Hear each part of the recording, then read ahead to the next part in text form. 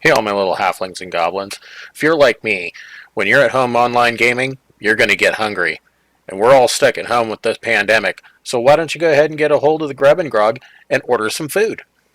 If you're on our Twitch stream, you can scroll down and click on the tile for the Grub and Grog, and you can check out their wonderful menu of items.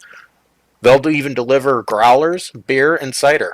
If you're ordering a sandwich, I recommend the all hands on deck. It's what I regularly eat when I'm at the store. You can even order a board game, maybe some extra dice. Hey, you got a mini that you want to paint? Why don't you go ahead and ask them if they'll deliver one for you? Go ahead and give them a call, check out their website, and when this is all over and done with, I'll see you back at the gaming table.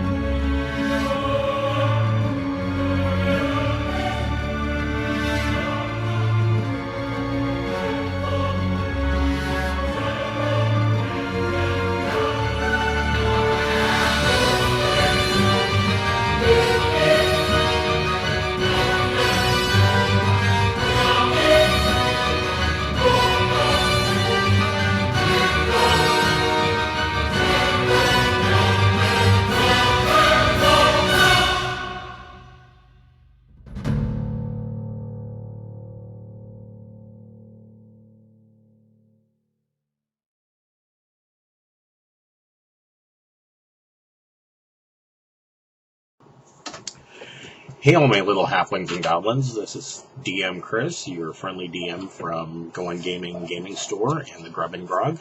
I just wanted to let you in on an exciting venture that we've started with Talon and Claw. Talon and Claw has been on my radar for some time. I've been wanting to get one of their beautiful wooden DM screens. So my birthday's coming on June 1st. If any of my players want to get one, I kid. But anyways, we have a deal going on with Talon and Claw, and that deal is that if you use code GOINGAMING in all capital letters on their Etsy store, you will receive 10% off of your purchase. In addition to that, Talon and Claw will kick back 10% back to Go and Gaming store. It's a win-win-win. We help get more customers for Talon and Claw. Talon and Claw helps Go and Gaming survive the pandemic, and you, that's you, get a 10% discount on your purchase. I Like I said, they've been on my radar for a while. However, recently I entered a contest on Twitter, and I happened to win one of their leather dice trays, which is this right here. As you can see, it is very portable. The whole thing unrolls. It's stamped with the Talon and Claw logo, and you just snap it together and you get a perfect rolling surface. And let me tell you, the leather works great. Not all rolling surfaces are created equal. I have found that some of the cheaper ones that are made of the PU leather, the dice just skids across it. They slide on one surface. And so this is the surface once it's complete.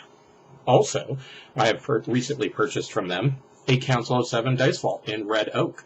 These come in different types of wood.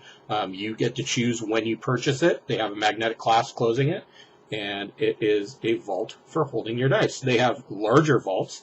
They also make a full line of wooden dice trays that serve as a vault. They have, of course, many different models of their DM screen in multiple different woods. So definitely go ahead and check them out. You can click their link on my YouTube channel or scroll down in your Twitch channel, and you will see a tile there to click on their store. Please check them out, and I hope you have a good day, and I hope to see you at the gaming table soon. Thanks, guys.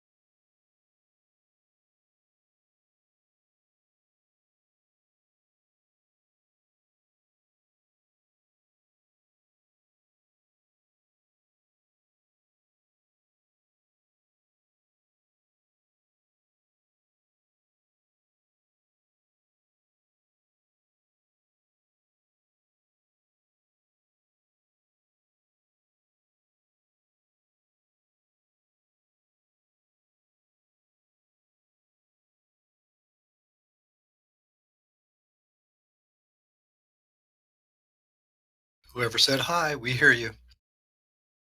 Yeah, I got it. I just wanted to see the icon move. Ah, right.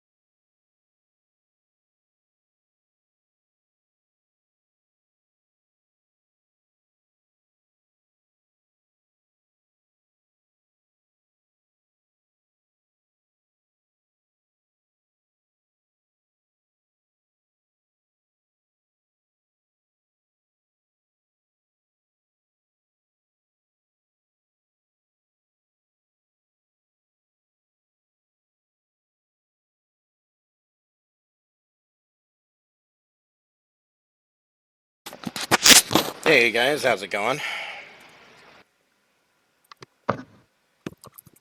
Doing all right? Sorry, I'm running a little late. I found out 15 minutes before it was time to be on that I was doing 90% of the cooking for dinner. So, I'm playing a little bit of catch up.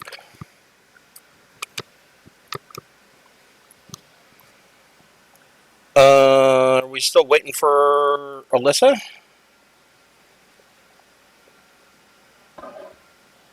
I'm just logging into Roll20, Oh, cleaning up after dinner myself, so that's why gotcha. we're running a little late.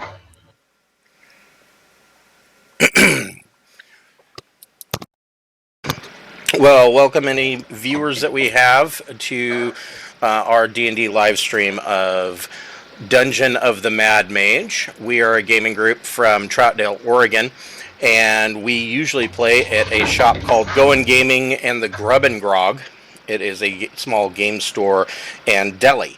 And with the COVID-19 pandemic, we've had to close everything off. All D&D games have been canceled. All Magic the Gathering tournaments have been canceled.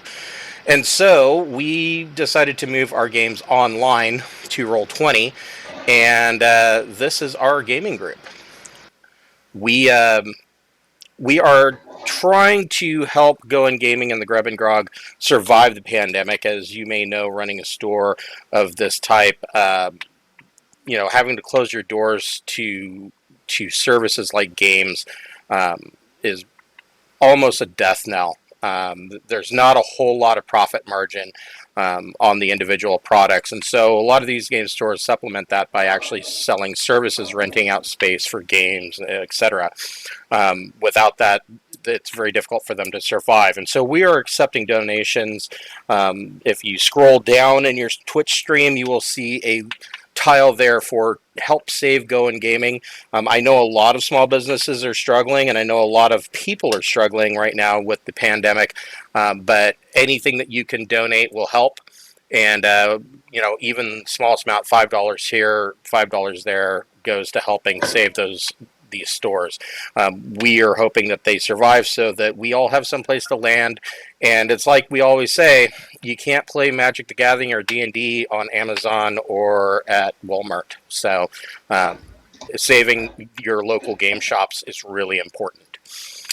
Also, we have a partnership with Talon and Claw. If you use the code GOINGAMING in all capital letters, you'll receive 10% off of your purchase at their Etsy store. And in return, Talon and Claw kicks back 10% of that purchase to Going Gaming. So it is a triple win. Talon and Claw gets more customers, Going Gaming gets some help, and you get to have a 10% discount. We also have a friend down there, Gilded Archive. She makes beautiful leather covers for the core game rulebooks. They're all hand-stitched, hand-painted, and hand-stamped. She also has a line of beautiful leather bracelets that portray the polyhedral dice. A popular one is the Rainbow Pride bracelet, where all of the polyhedral dice are a different color. You may want to check her out as well. Where we left off last week, our adventurers had pretty much completed level 4 of Undermountain, the Twisted Caverns. They defeated the Aboleth, who had enslaved Nurate, the dwarven cleric, and they decided, after completing some quests, they know that the Duergar that they were tracking, who had stolen the Dagger of Blindsight back on level 2 from the Azrock Legion, they know that those two Duergar, from the contacts that they made here, had traveled further down the deep river to a location called Willowwood. They haven't gone down there yet. They don't know what is in store for them in Willowwood. But they decided at this point to go back up to the surface world and take a small rest, take a day or two, and their tavern, the Trollskull Manor in the North Ward of Waterdeep. Picking up where we left off, the first thing I suppose we need to take care of is your business roll. Let's see here, business roll. I believe we have a plus 20 to this 10-day. You do.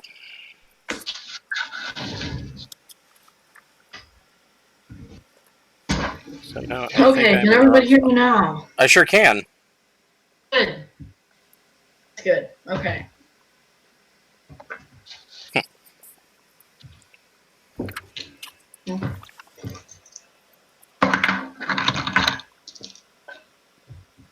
Does anyone mind if I do the business roll? No.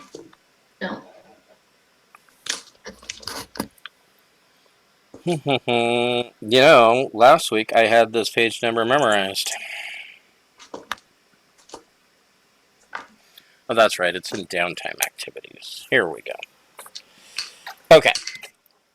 So go ahead and roll D100 and add 20 to the roll.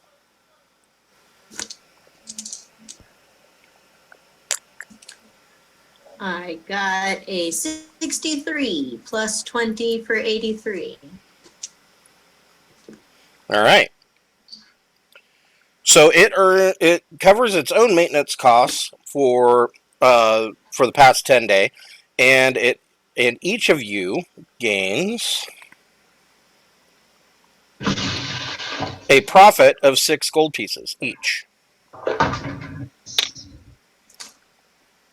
So not fantastic, but it did pull a profit. So Chris, I've got a bunch of gold and platinum, and let us not forget the copper. Yes. What do you... I don't know. How does banking work? I want to have like a Trollskull Tavern fund. Okay. So there are a number of banks throughout Waterdeep.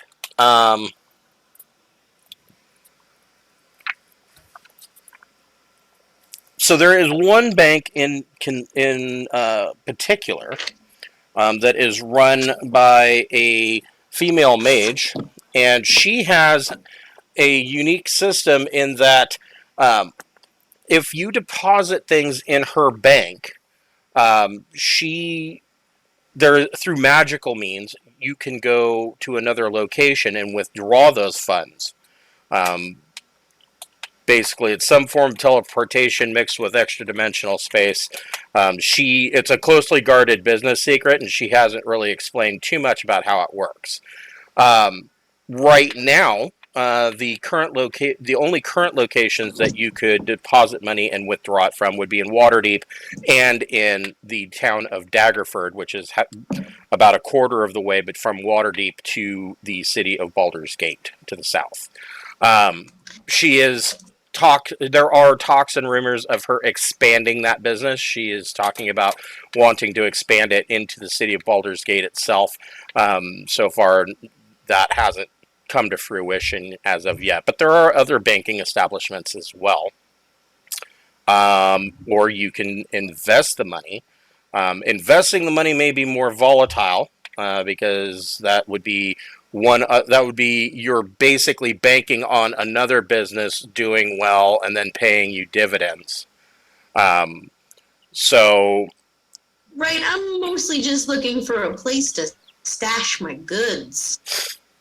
okay, so you could if so you could you could deposit it in a bank.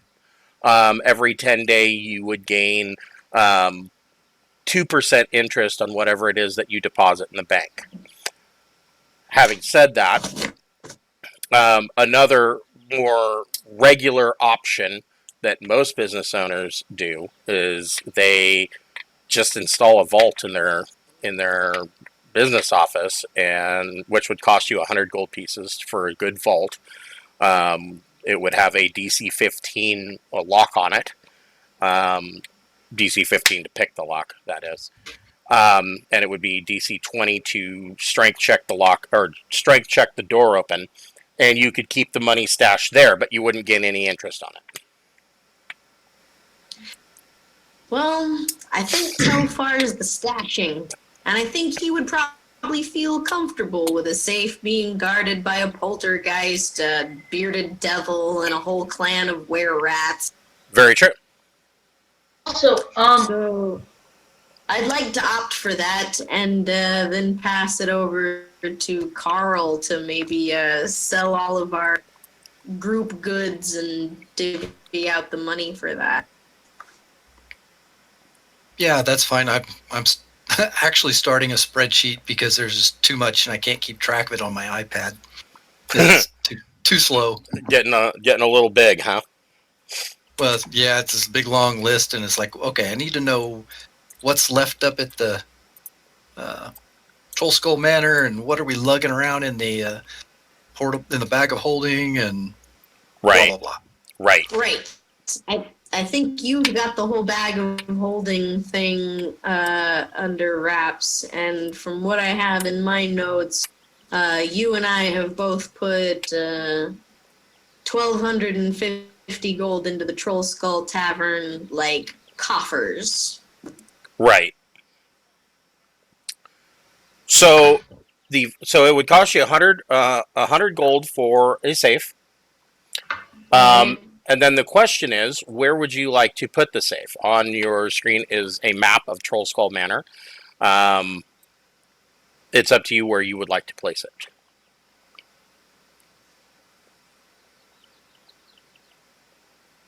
Now, in the basement, if you remember, this is your basement area here is where Right. your wine cellar and your kegs of ale are stashed. There's also, through a small hole in the foundation here, a tunnel that leads to the sewers, and that's where the were-rats come and go as they please. All right. I'll need a minute. I want a minute to think about.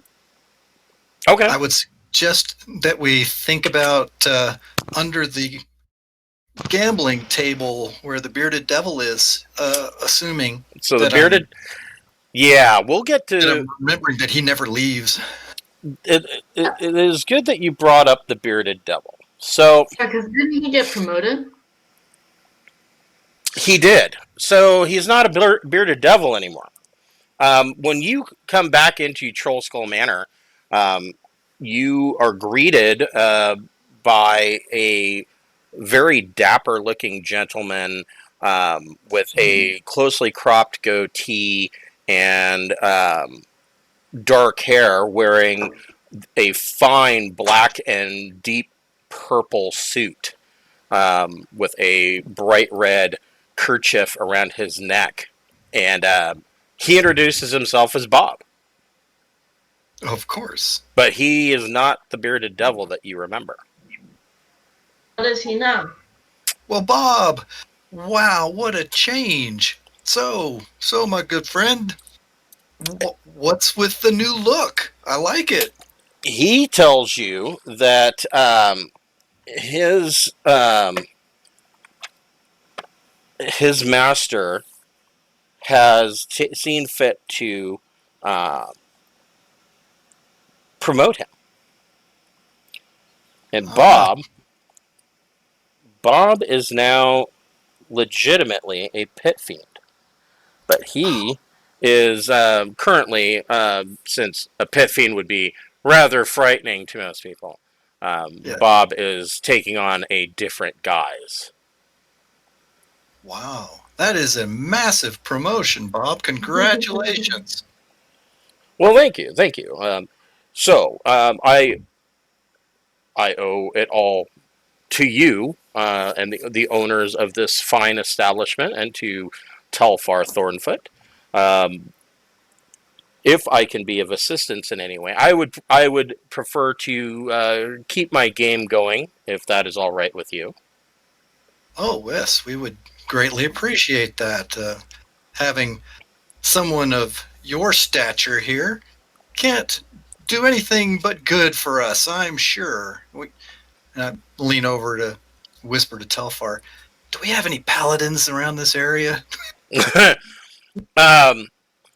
Cleric right here. Yeah. What am I? Telfar definitely wants to make sure that, our deal is still on and that we're all still very good friends and have a delightful partnership going on that's mutually beneficial. We're all so happy with the agreement. Yeah, he nods and he winks at Telfar and he says, yes, we have an excellent agreement, and someday in the future I will come calling for that favor that I asked for previously.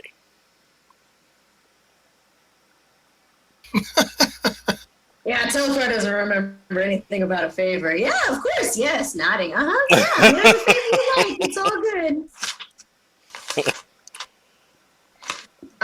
Telfar does want to inquire, how are we going on getting that sexy demon, what's her name, Pencheska?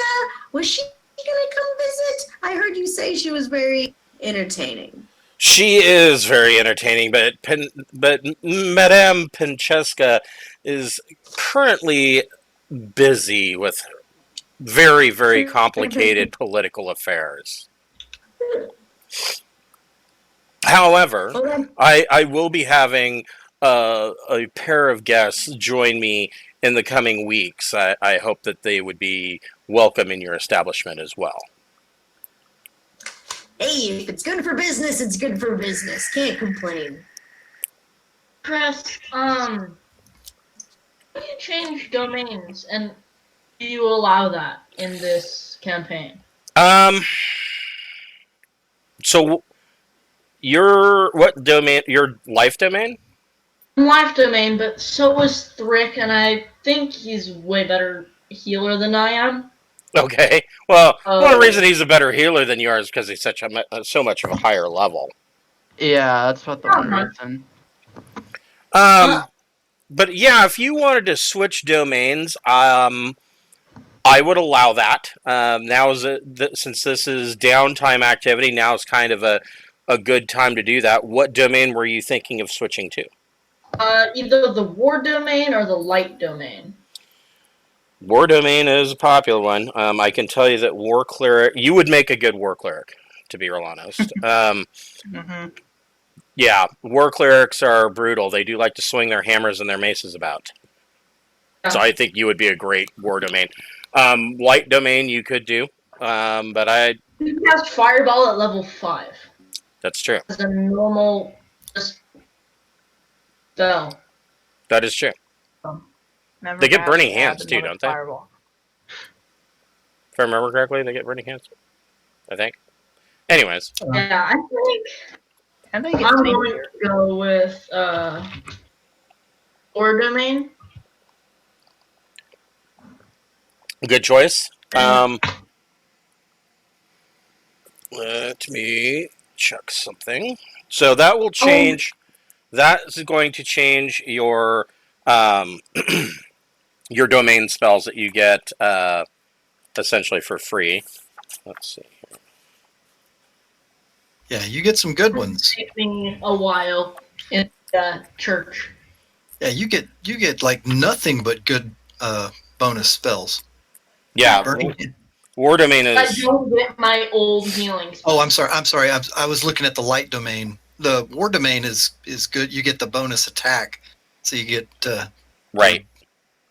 Yeah, he gets the bonus attack, and then he also gets. Let's see, what level are you? 10? I'm level 9. Level 9. Divine Favor, Shield of Faith, Magic Weapon, Spiritual Weapon, Crusader's Mantle, Spirit Guardians, Freedom of Movement, Stone Skin, Flame Strike, and Hold Monster. All as domain spells. So, yeah. That's pretty brutal. I mean, honestly, a War Priest is almost as good as a full-on Paladin. The light domain is really cool too because it has so much fire. That's true. Yeah, they both have awesome. I like Spiritual Weapon. That's a good one because on bonus you get every bonus action you can attack. Right. It basically gives you an extra attack. Yeah, so I mean, yeah. It's up to you.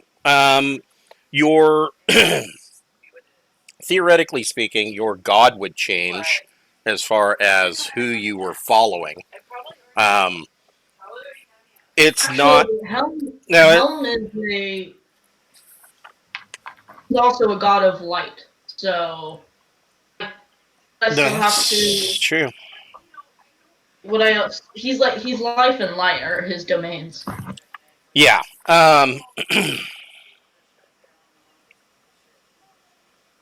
So, what god are you worshiping now? You are. So you could continue to worship Helm and just switch over to Light if you wanted to. Okay. So I would have to remove my class spells, my class domain spells. Correct. Yeah, you wouldn't get those for free anymore. Instead, you would gain the Light domain spells. Okay. And those are pretty awesome. It's got a great spell list. Yeah. You also get you gain the Light cantrip at first level if you don't already have it.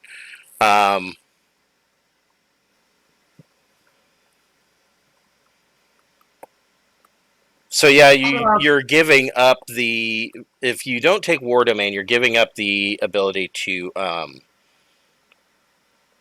you're losing out on that extra attack, but that's okay because I mean, who needs an extra attack when you cast Fireball? Yeah. I think I'm gonna go with Light Domain. Okay.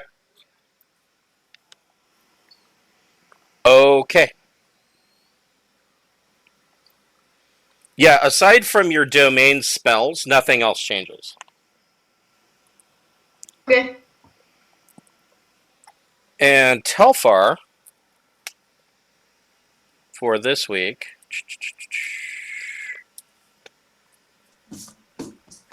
you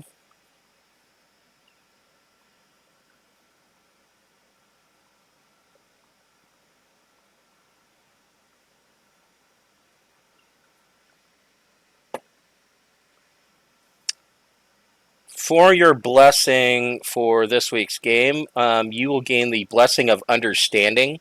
Your wisdom score increases by 2 to a maximum of 22. Okay.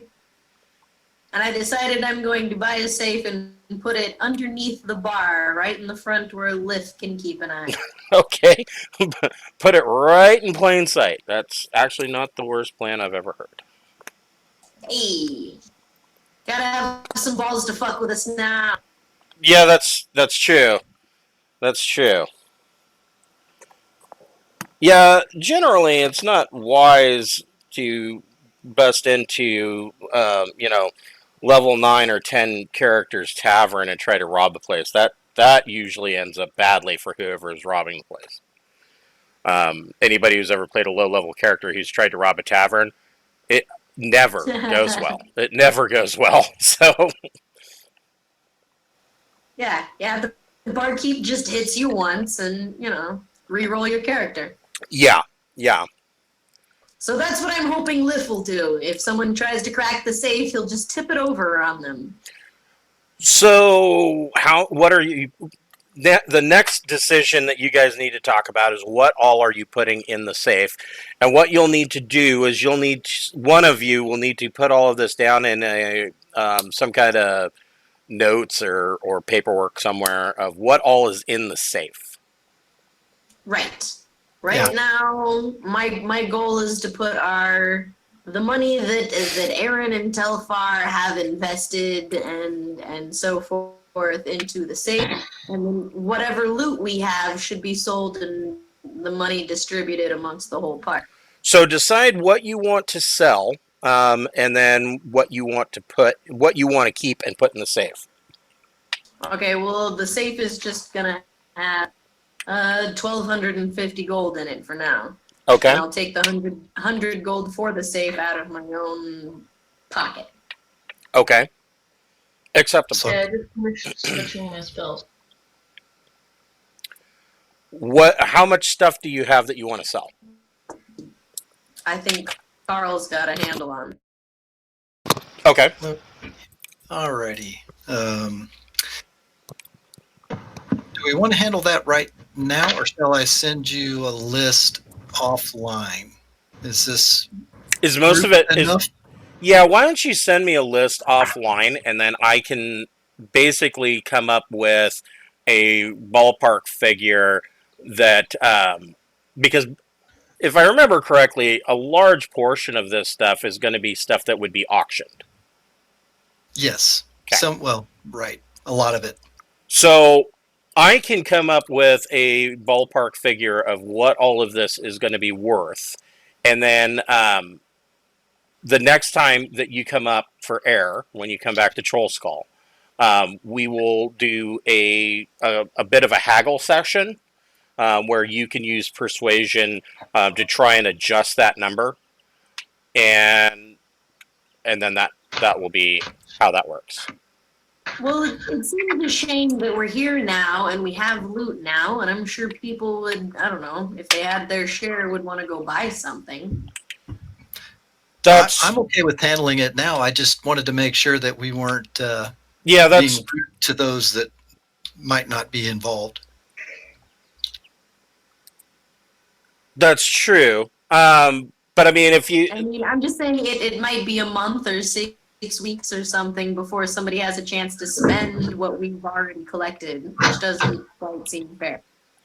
That's true, but how much money do you guys have on you now as it is? Because, like I said, you're probably not just going to be able to go out and purchase magic items anyway. I mean, you might be able to buy some potions. Yeah, I was just thinking potions and restock stuff and, arrows, etc., food, whatnot. So let's go ahead and adjust that number. I said that it was 6 gold pieces profit each. I think you probably, that number seems low, and I just rolled that out of the book. I'm going to say that that number is more closely 60 platinum each. That's a difference. Because you have sunk a lot of time and money and whatnot into advertising and sprucing the place up, and the previous two roles did very well as far as gaining from the investment. So I'm going to say that it's going to be 60 platinum each, and it's basically backlog payments. So if you want to spend that, so that's basically, that comes out to what, 600 gold each. You guys can spend it on what you would like. If there is some kind of magical item that you want to purchase at auction, we can discuss that. I'm also going to offer space in the safe if anybody just wants to, put their personal stuff in there. I think Telfar is probably just gonna, Well, you guys have his- a bag of holding now. Yeah, but I don't want to carry I got almost 200 platinum and 400 gold on me. I don't need to carry that.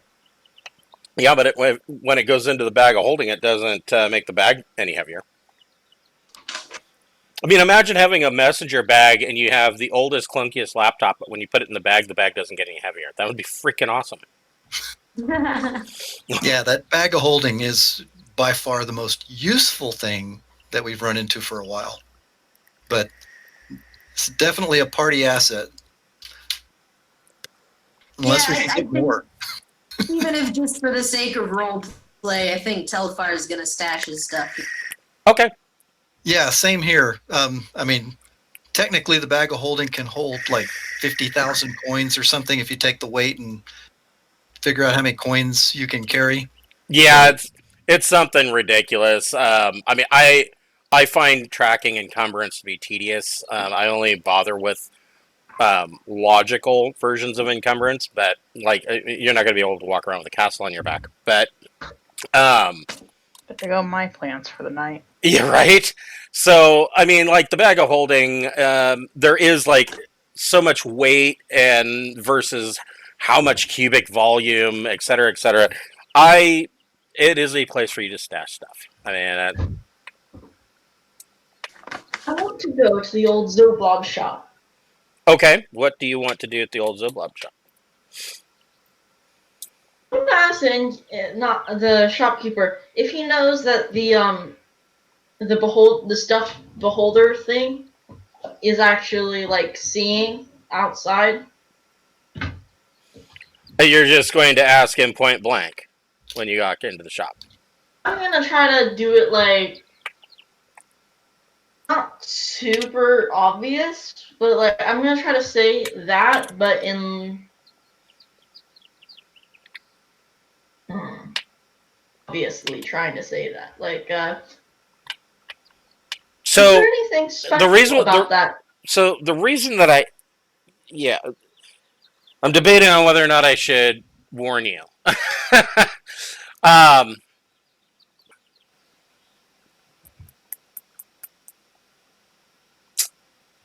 Go ahead and make an insight check.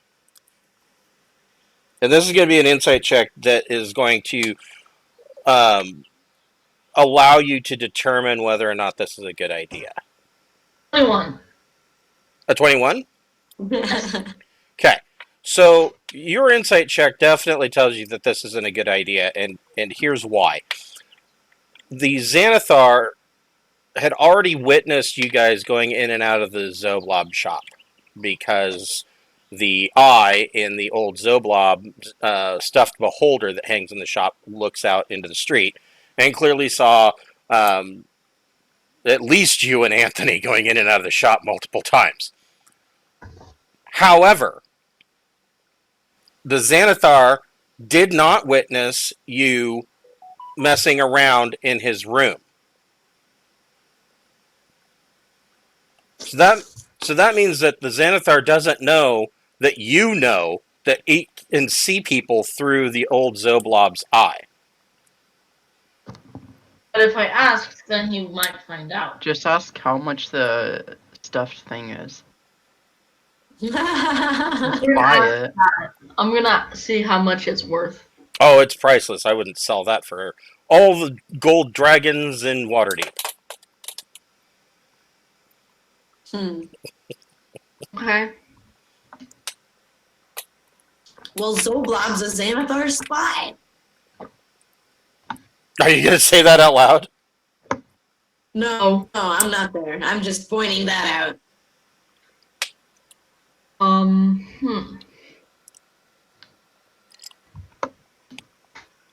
How much is the Sunblade worth? Whoa. You know it's worth a lot. Yeah, you can, the stuff, the loot. 3.5 is 50,000 gold on average. So, yeah, the Sunblade would start on auction for probably somewhere around... well, yours is just a regular Sunblade. It's not sentient. It would probably start on auction. The starting bid would be anywhere from 5,000 to 6,000 gold. I would like to point out that it is a vampire killer. It is. Ew. So, Well, and it's a +2 weapon. So it would probably start out, actually, starting bid would probably be 10,000 gold, easily. okay. Why, are you thinking of getting rid of the Sunblade? I just wanted to see how much it was worth. It's difficult to put a price on magical weaponry or magic items in general, which is why they're only sold on private auctions, is because it really depends on who wants it, and, it's not tied to really what the abilities of the weapon or armor is. It's more dependent on who wants it and what they want to use it for. I mean, if you were to sell a Sunblade to somebody in the city of Elturel, you're probably only going to get a starting bid of like maybe 1,500 gold for it. Because, yeah, it does radiant damage, and yeah, it's a +2 weapon, but Elturel has the companion floating over it, giving off constant daylight 24 hours a day. They don't have to worry about undead fiends or vampires, so it doesn't matter. It's not going to be worth anything to them. But in the Underdark, to some people, that's pretty valuable. Yeah, in the Underdark it would be valuable. Vampire hunter, if there's a vampire hunting group or something, Yep. that would be very useful to them. Correct. So, okay.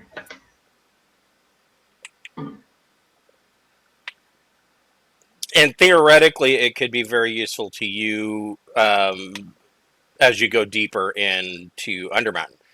Here's the big thing about Undermountain is that you don't know what you're going to be facing. And a large portion of it is underground, so it may come in useful for you.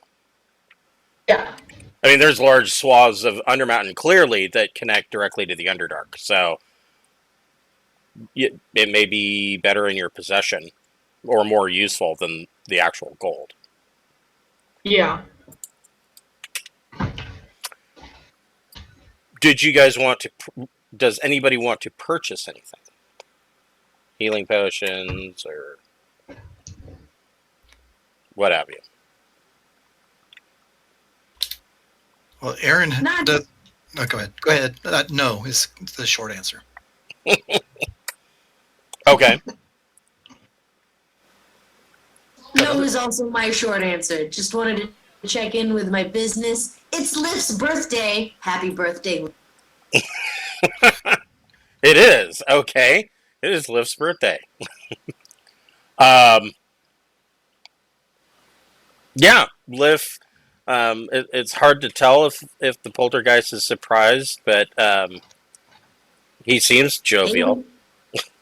Yeah. We had that book of all the tavern keepers and the lore of Trollskull, and man, it just happened to have his birthday in there. How? Oh, Okay. So yeah. He has to live forever, and we still celebrate his birthday. Yeah. Um. So yeah, it can be Lift's birthday, and are you going to do a celebration for Lift? We should at least make merry and have a nice party while we're in town. You know, the owners of Trollskull Manor don't show up very often. Okay. Only once every couple of weeks, so I think we should have a little shebang. Okay. So you are having a small party, and the inn is busy that night and quite jovial. People are coming from all over the North Ward, and you've got some decorations that were hastily put up that the were rats hung streamers from the rafters and whatnot. They really tried their best. How is the construction on the other inn place going? It is. Is this the plans that we had to expand that we're talking about? Yeah, so it is actually only 8% complete. They were only just now able to get all of the contracts and paperwork signed for all of the intervening guilds taken care of. They finally got to grease the right palms, and work has begun on rebuilding that tavern. If I remember, you guys were going to turn it into a hotel or something like that, weren't you? Yeah, we wanted a place for people to sleep with bedrooms, whereas the Trollskull Manor is mostly a restaurant inn. Yeah, it's your tavern, and then most of the other rooms are taken up with you guys. So yeah, turning the other place into the Trollskull Hotel makes sense. Yeah. Hold on. Other than that, besides that and a little drinking and a party and some recuperating, I think Telfar will be ready to get back to spelunking. Okay. While you are having your small party here, let's see here.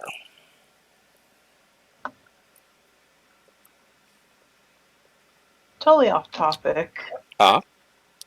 How far do you know where that magical book we found is? Oh, the spell book? The spells and stuff. I thought it got stuffed in the big bag of holding. Can I see that for a sec? What is it we're looking for? The spell book. Thurza's spell book, page 64. Thank you. Radical. That's what I wanted to know.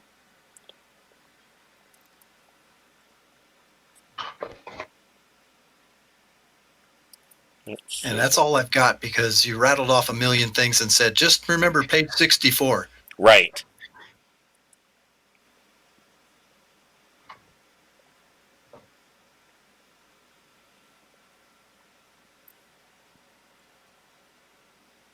Okay. Are you ready for the spells in the spellbook? As long as you go as slow as I can type, yeah. Alter Self. Okay. Cloud Kill. Got it. Evard's Black Tentacles. Got it. Fly. Okay. Greater Invisibility. Damn. Okay. Lightning Bolt. Got it. Mage Armor. Got it. Magic Missile. Okay. Misty Step. Okay. Sending. Okay. Shield. Got it. Sleep. Okay. Spider Climb. Got it. Web. Got it. And Witch Bolt. Dang, this guy had an awesome list. That's quite an arsenal. So, Mittens, I didn't hear a lot of rituals in there. no. Well, and you also have to remember, Thurza was not a wizard. Thurza was a drow priestess. So, I mean, she's more of a cleric with Lolth as her, those are web and things like that are going to be part of her domain spells. Man, why does a cleric need a spell book? Yeah, that is a little weird. Agreed. Well, there is. They need a spell book so that you can take it. Oh yeah, I guess so. Mm-hmm. Well, I have Quill. Quill is our Kenku wizard that stays at Trollskull and makes sure things work fine. He's now up to level 4. Okay. And he probably can't do many of these things, but oh boy, copying those in that he can into his spell book would be into his own personal spell book. Oh, certainly. Yeah, Definitely something worth doing. So yeah, for what you'll want to look up spending the gold in order to do 50, 50 gold per level and right, something. Right. But yeah, I have no problem with you doing that. You guys can do whatever you want with that spell book. Copy the spells down by spending the money, or I don't care if you want to throw it in the fireplace, but I don't think that would be the wisest. The rest of us care, though. The rest of you probably highly, highly care. So while you are in the Trollskull Manor and you are having your birthday party for Lif,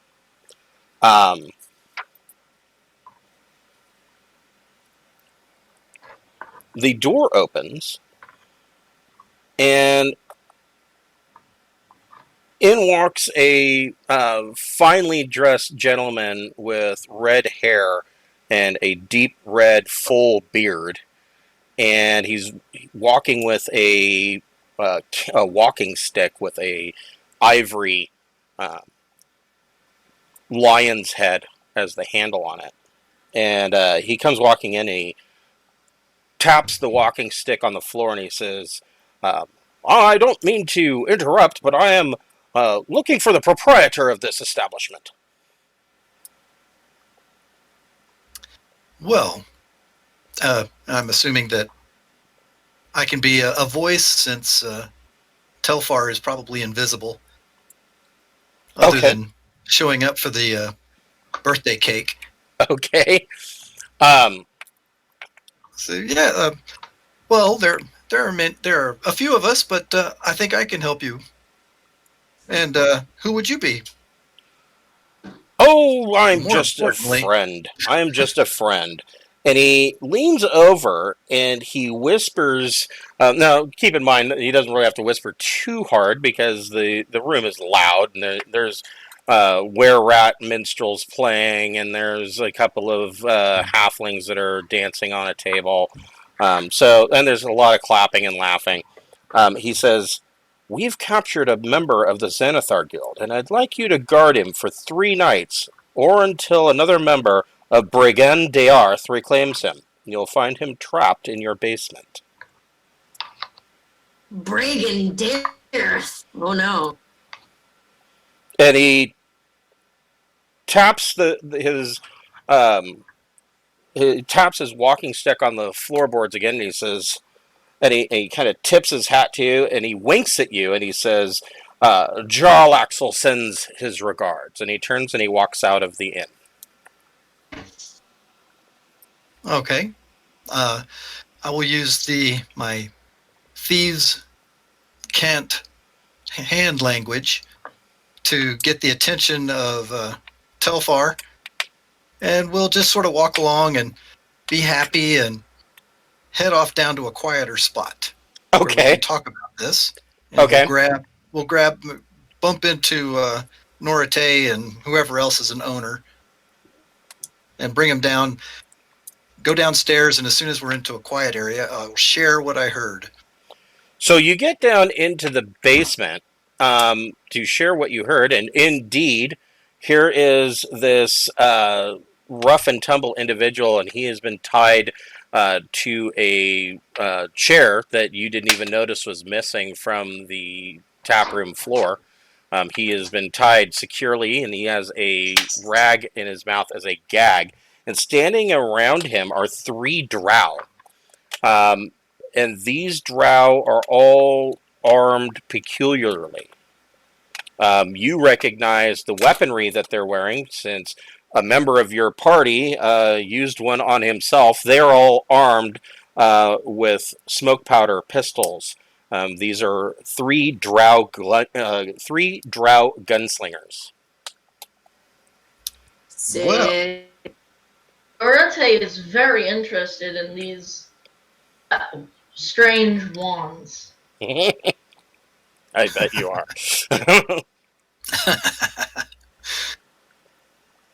Well, I look at them. Are they pretty much? You can't. Is one in charge, or looks more, or are they all just sort of similarly looking pretty much the same? They look pretty much the same. You can tell just by eyeing these guys that they are basically mooks that Jarleaxle left in charge of basically guarding this guy. However, everybody make a perception check. I re-roll one. I'm telling you, I may get lucky as my feat next time, just so I can have that every once in a while. I re-roll ones as a natural halfling ability. Well, I know you can do it all the time. Yeah. 22 for my perception. Okay. So on your 22, you recognize that. So this gentleman that's tied to the chair. I made a mistake. He's not a human. He is a straggly-looking dwarf, and you recognize him as being none other than Otto Steeltoes, who you thought you had killed in the Xanathar's lair. Otto had the nerve-wracking task of tending to the Xanathar's pet fish, Silgar. Oh. And he has a very, very nasty scar running down his face. Evidently, though, you thought he was dead, but he was not. Dun, dun, dun. And now he is a prisoner of Jarleaxle Banrae in your basement.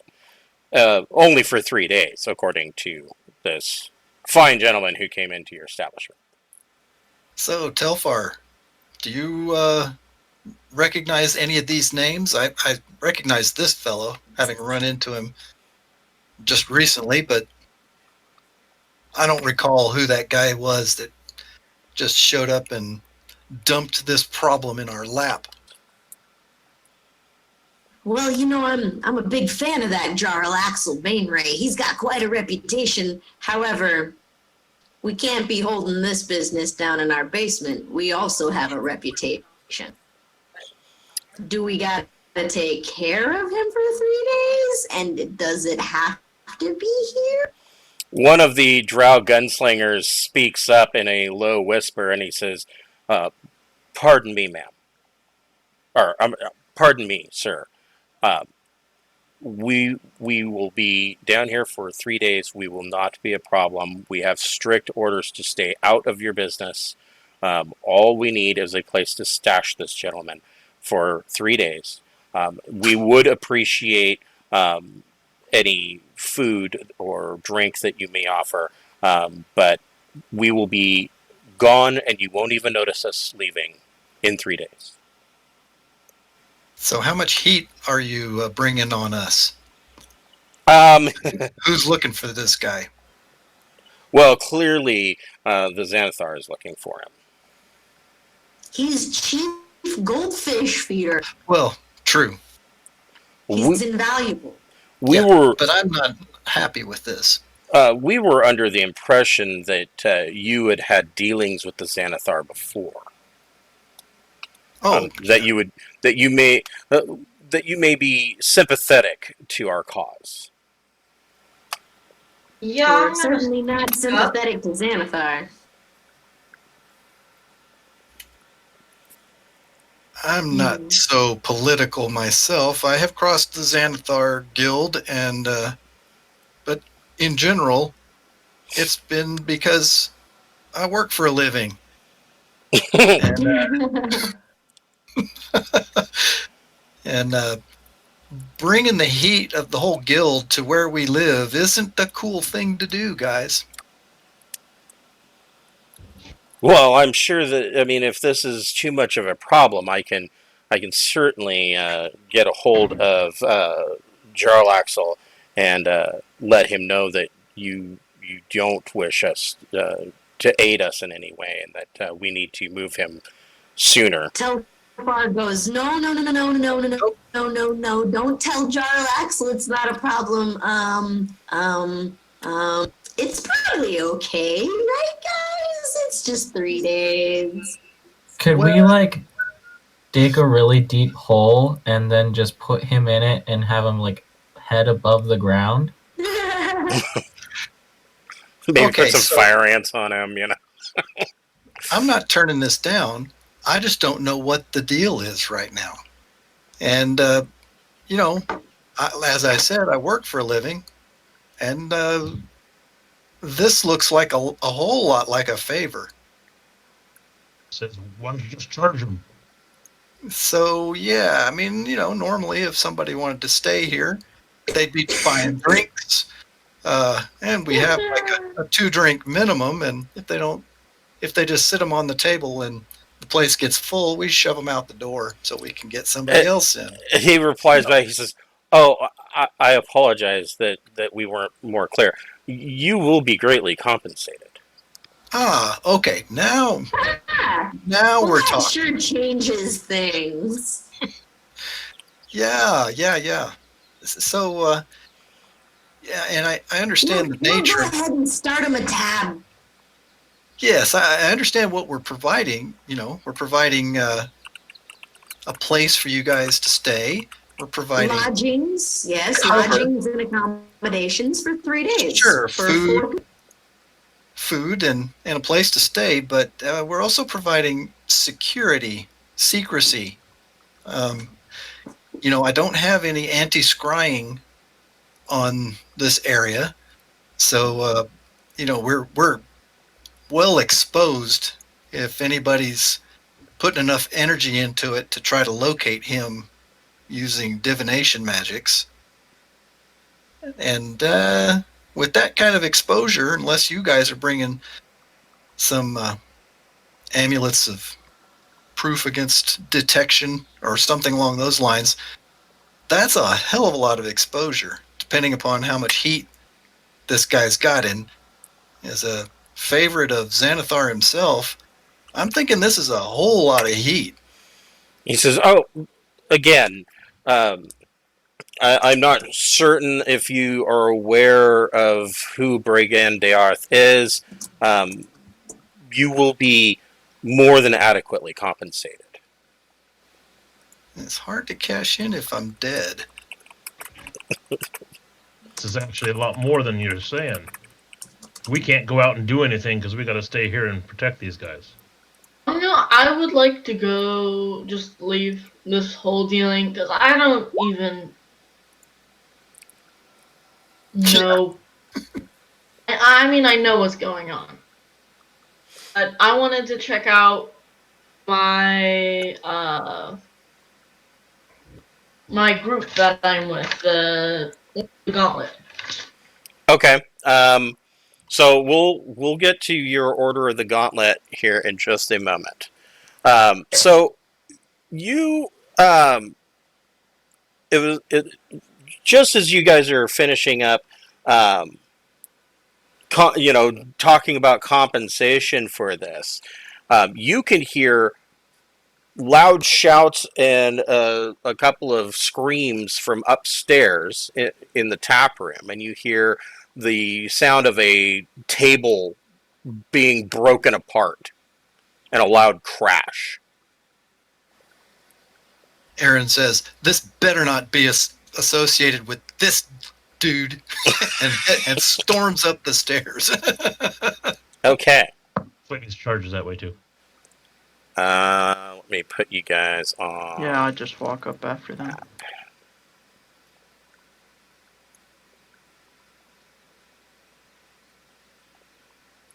Telfar makes a hide check. Okay. Hold on. Assuming Flavius just wants to be involved in a bar fight. Oh yeah.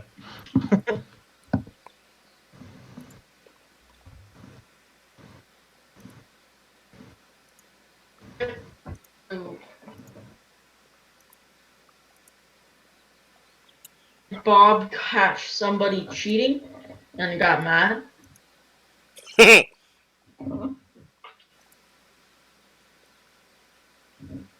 Huge. The stool's almost 10 feet wide.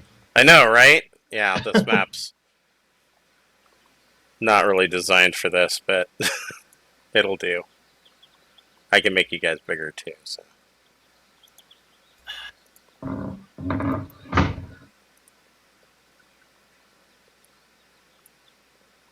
That's better.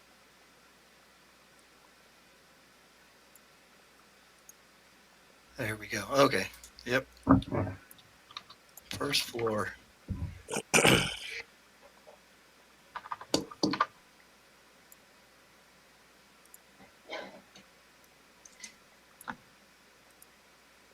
Well, that's a little bit big for me.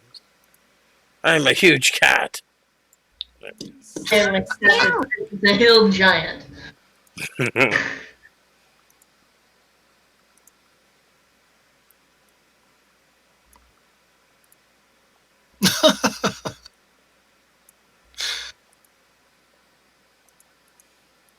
I think Norte was actual size the first time.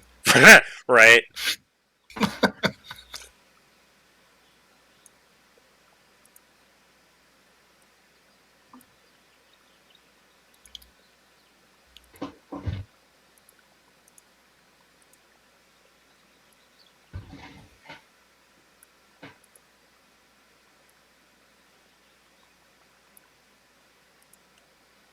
That's better. Okay.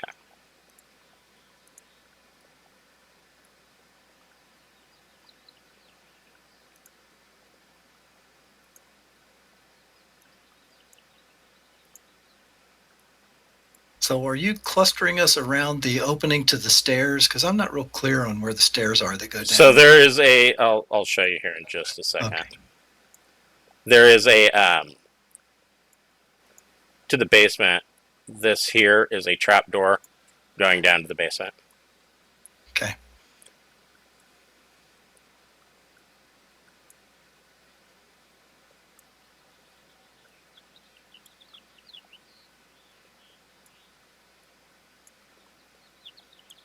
Okay.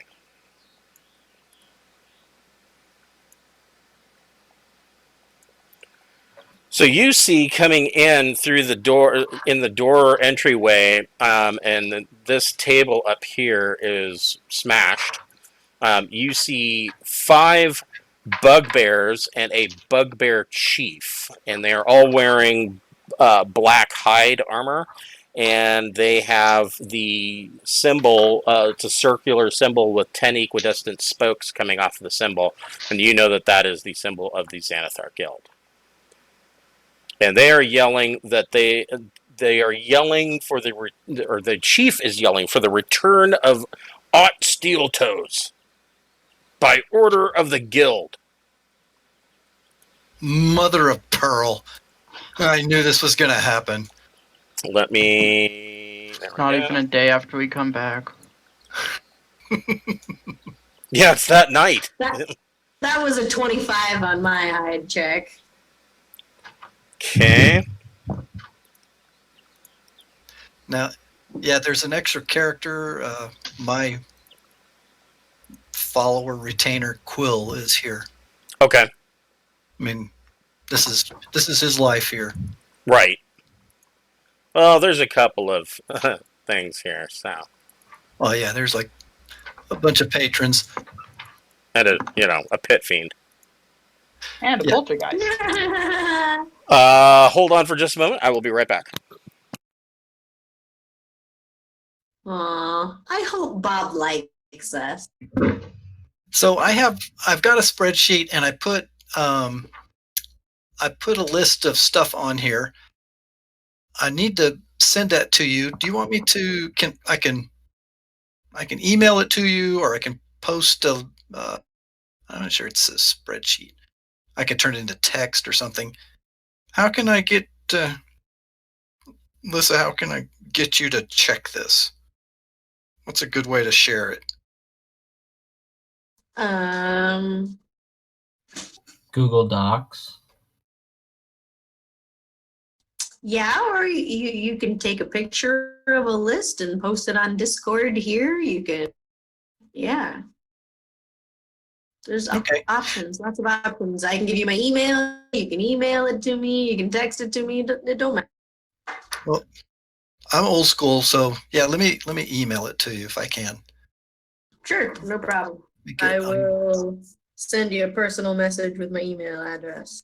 Okay. You have my link or something handy? It's just Yeah, I should be able to figure it out. it's really complicated. I know. Carl.Morganer@gmail.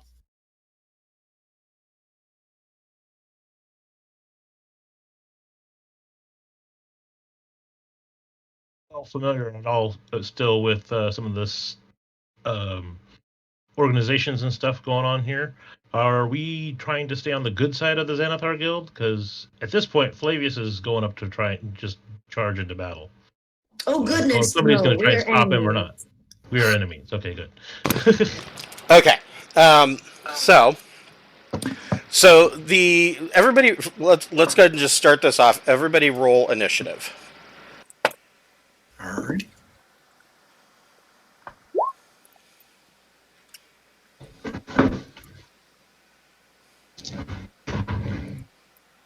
Of course, I get the nat 20 on initiative. Of course. I'm gonna roll a 1 on my attack roll. Yeah, wasting those 20s on initiative. So you got a 13, Aaron? Yes. Let's see here. Thrick, what'd you get? 15.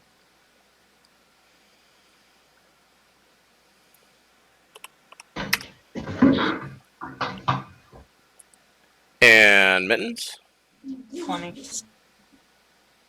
How did I miss? Oh, no. And Telfar?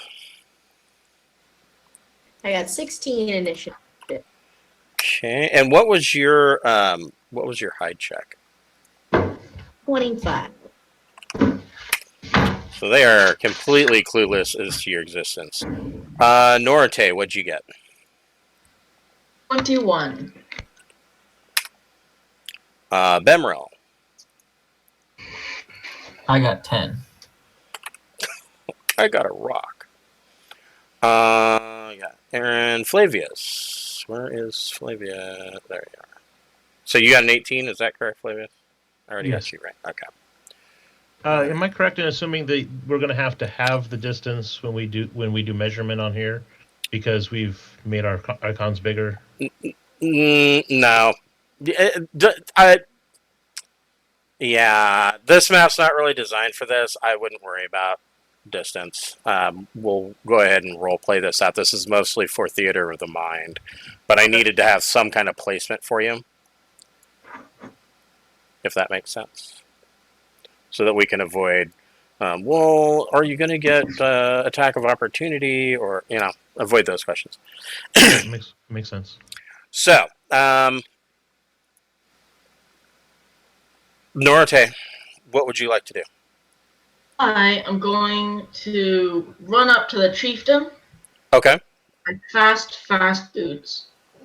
Going to swing at him with bleeder. Whoop. Just out of curiosity, could you describe the scene as in we heard crashing and one table is broken? Are there any bleeding patrons on the floor? So far, just what I was gonna ask. So there were people that were sitting at this table that have they dodged and got out of the way, and they didn't take any damage. The table has been smashed to flinders, though. So this right here is a fireplace. So Norite, if you go directly for the Bugbear Chief, which is this guy here, this guy will be able to make an attack of opportunity on you. And just to remind you, we're back in town, right? You remember that, right? We're back in civilization where burning down places gets... we own the place, so maybe don't, light off a fireball in our own tap room. We're no longer down in the caverns underneath the city. And whatever happens here is going to get around town. Yeah. There's supposedly... Go ahead. Do the bugbears have left on? Off 20. I'm sorry. So who are you attacking? Chieftain. Okay, you're just going to take the attack of opportunity? Yes. Okay. So, attack of opportunity. This guy's going to swing his Morning Star at you. And I know a 12 misses you. So, what'd you get on your attack? Soft 20. Okay, that hits. Go ahead and roll your damage. Nice. 25 damage. Nice. Yeah, that definitely got his attention. Is there anything else you'd like to do? Nothing else I really can do. Okay. Mittens, what would you like to do?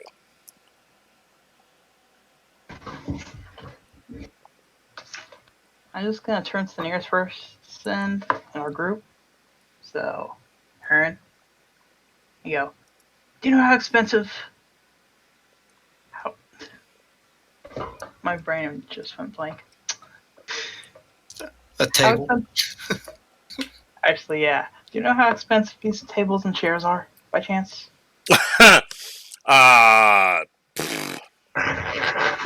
They're the smaller tables are probably worth 10 to 15 gold each. Each of the chairs is probably worth a good 5 gold. There's a furniture maker that's literally like maybe a block away from you where all of these tables came from.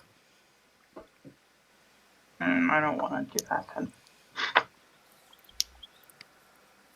Let's just... Candle and a clock to life. Now, I would assume also that part of setting up your guild contracts and whatnot, when you renovated the Trollskull Manor, part of your operating cost is having insurance. You can assume that. Just kidding. Yeah, but is there bugbear insurance? Well, you would have to imagine that insurance rates in a place like Waterdeep would be fairly high, especially for a tavern, because you get an unruly patron starts throwing around fireballs and lightning bolts. That's going to do some damage. It's been known to happen. Yes. Yeah. Still, I don't want to cause... Figure throwing fireballs in the indoors is the powers that be. Yeah. That is really asking for it. It's the fact the owners are going to be a little torqued, and I'm one of them. Yeah. I really like that table. It really brought the room together. Right? I'm just gonna cast Chill Touch on this dude. As a ghostly spell card fell. Okay. Ghostly hand and space the creature within range. So Chill Touch is a touch attack. Actually, 120-foot range. Oh, is it a range touch attack? Okay. Yeah, it's called Chill Touch because a spectral ghostly hand. Oh, yeah. Okay. So does he get a save, or do you have to make a ranged attack? It is ranged attack. Okay, go for it. 26. Yes, you hit him. Oh my gosh. We're in so much trouble. Hey, they busted into your place, so A whole 6 damage. okay. Yeah. All right. Were we closed for a private party? No, you were open and doing business. Is there anything else Mittens wanted to do? That's it. I mean, really, this sort of thing was bound to happen sooner or later. I mean, this is the cost of owning a tavern when you do what you do. You know what I mean? But Sure. it's also our headquarters. Where else are they going to come confront us? That's true. Flavius, what would you like to do? Okay, how tall is the ceilings in this room? In the manor, in the tap room, probably 15 feet. That works. Flavius then is going to see the bugbears, and he's going to roar, initiating his rage. Charge. Oh, I got the wrong thing selected. And then he's going to charge straight at the nearest one, jumping onto the bar, going across it, and getting as close as he can to that one. Can he Go get for all the it. way there? Yep, he can get all the way there. All right. Drawing a sword at the time and trying to cut it in half. So if you take the squares on the map itself as opposed to the grid, each one of these squares is worth 5 feet. So yeah, you basically just move 20 feet. Okay.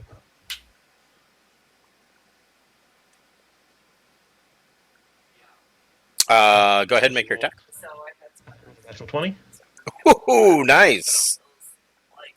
Tear him up.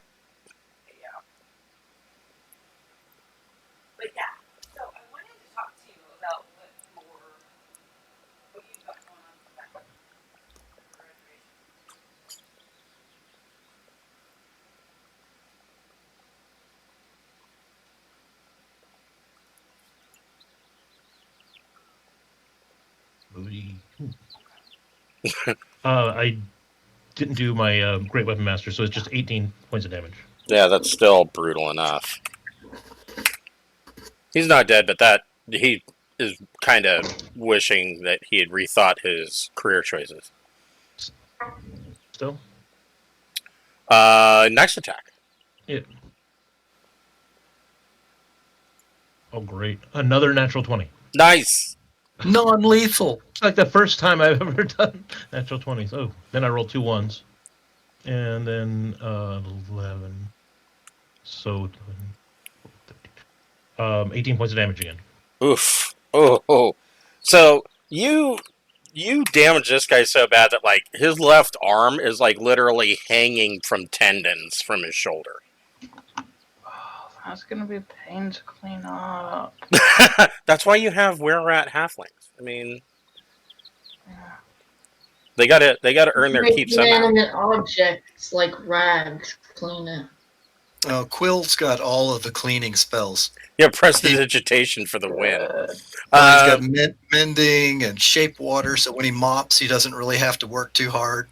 By the way, I actually forgot to include my rage bonus for damage, so it's actually 20 for each of those, so it's 4 more damage. Oh, okay. Well, then that actually puts him completely out. You just flat out murder this guy. So now there's a bloody mess and there's a body. Is there anything else Flavius would like to do? That's his whole move. Okay. Telfar, what would you like to do?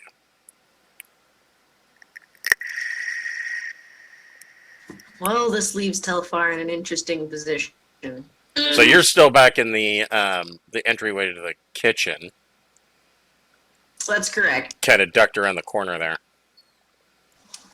I just love the imagery of the dwarf and the barbarian sliding across the bar, all Dukes of Hazzard style, just running into battle. All right. I think Telfar's gonna have to jump on the bar top and break his own stealth and yell at all of the other bugbears. Yelling is a free action, right? Sure. In common, because I don't think they understand half. And I'll tell them if they don't want to suffer the same fate as that one, then they better beat a hasty retreat and not come back. So, if you want, you can use your action to make an intimidation check, or you can just leave that as a flourish and make an attack. It's up to you. Oh, I will definitely. I'm going to pass on the intimidation because I'm small and they're all very big. Okay. But I will ready an arrow in my crossbow at the leader that Liam is engaged with. Okay. And I will hold my action. And if any of the other bugbears decide to make an attack, I will loose my. Okay. All right. So you are readying your action to attack the chief if any of the others make an attack. Thrick, what would you like to do? I'm gonna like call down to the basement because that's where I was storing my skeletons. Okay. So they wouldn't freak out the bar. The bar. There's a pit fiend that's playing cards with the minimum ante of people's souls. Not sure that your skeletons would really scare anybody. Oh yeah. So I guess they've just been up here tending the bar. That's actually good flavor. I like that. And so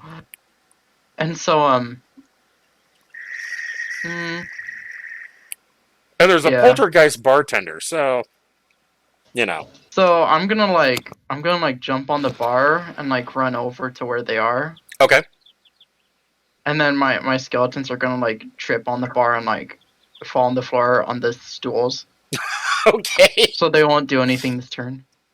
Okay. And then what are you? And then I'll non-lethally just shield bash this guy. Okay. Go ahead. 17 to Mhm. hit. Yes, that hits. You can knocking him back or knocking him down. Knocking him down. So you got a 17. So he needs to make hit. a strength check.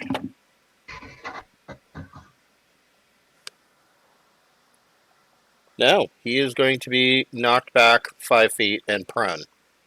Alright, for 11 damage. Okay.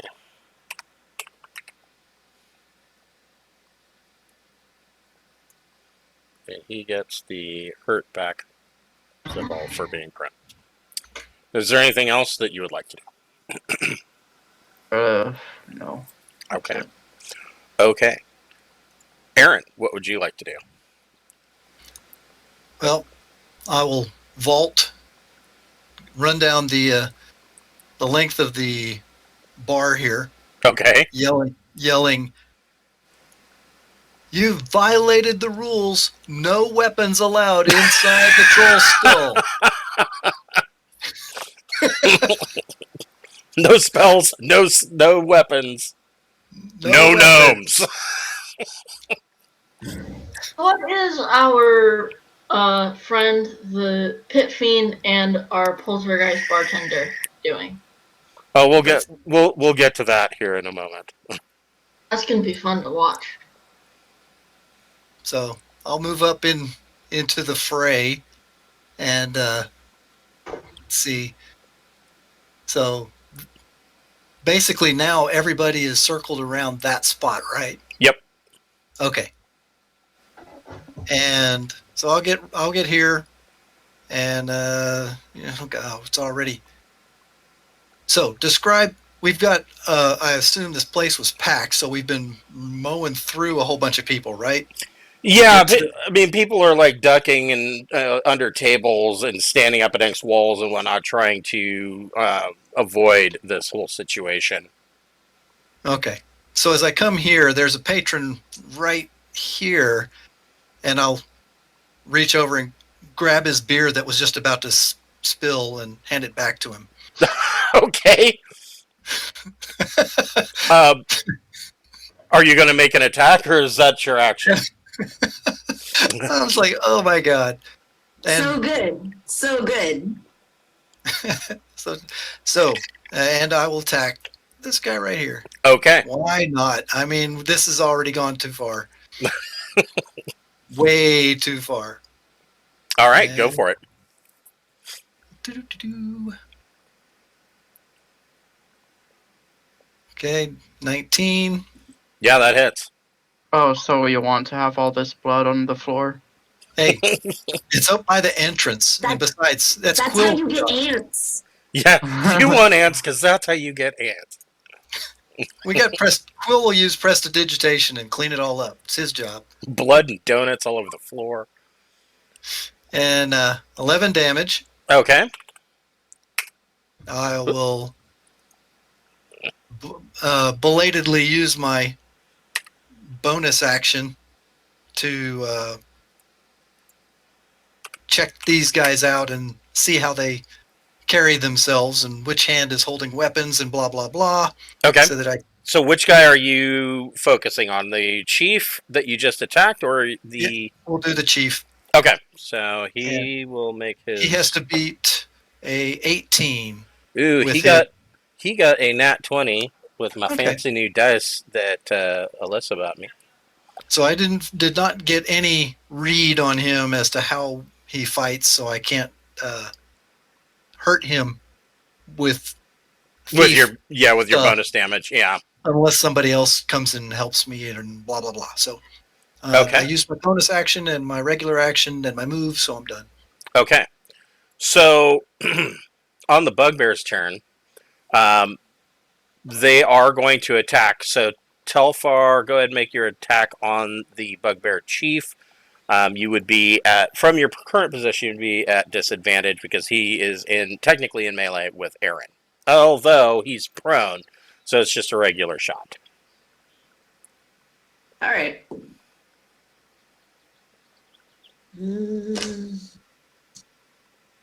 16? No, that is a very narrow miss. Even when he's prone? Yeah. All right. So this bugbear is going to attack Telfar with his Morning Star. Let's see if this guy does any better. No. So this idiot slips on I'm still the back pooling I'm blood. on top of the This guy slips on the pooling blood and falls prone.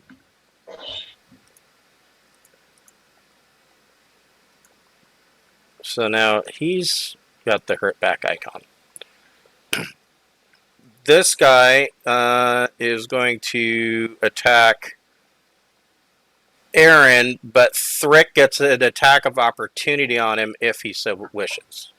Alright, I'll use Toll the Dead for that attack opportunity. Okay. Wisdom save. You got a 12. Right, that fills. And then he was just one of the normal ones that didn't get attacked yet, right? Right, and he hasn't taken any damage. Alright. 12 damage. Ouch. Okay. And so then he swings a Morning Star at Aaron. But he only gets an 11. Weak sauce. This guy is going to attempt to attack Norte. Oh, come on. Misses with a 12. This guy is going to move here and throw a javelin at Thrick, which I know is fairly pointless. And yeah, he misses with a 9. Okay. Bugbear Chief is going to spend half of his movement to stand up so he is not prone. Him standing up, Aaron, you get an attack of opportunity as a reaction if you wish. Missed him. Okay. 16. Yep.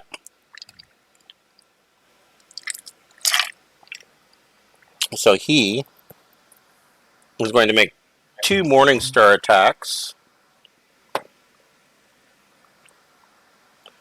Soft 20 to hit. 21 armor class. Ooh, so he missed. He Just missed barely. both times. Bemrel, what would you like to do? Bemrel's a little upset that one of the people jumping over the bar top put a foot in my beer. So I stand up and My I beer and my go brats are to- ruined. And I'm gonna attempt to Eldritch Blast. Yep. This one and this one. Okay, From so you would back. be at disadvantage on both of those because they are in melee. No, I'm back here. Right, but they're not in melee with you, they're in melee with your party members. So they're at disadvantage? You would be at disadvantage to hit them I'm with at a, disadvantage. with a Oh. ranged attack. Because you are shooting through your allies. Can I shoot these guys? You could shoot this guy, and you would have you would be at regular attack. Let's see. Because couldn't I lob it up through the air over on them? Eldritch Blast is more of like a beam, I think.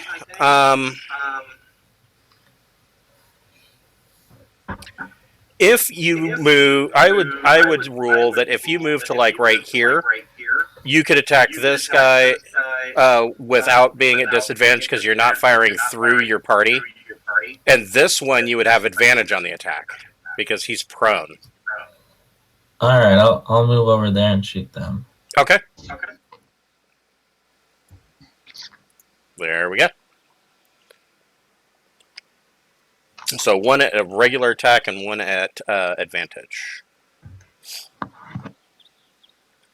So the first one, so I'm gonna go the guy closest. This guy, I got a 13 on that, So that's a miss. and then the And guy I this- have advantage on. That's a 6, and that's a 15.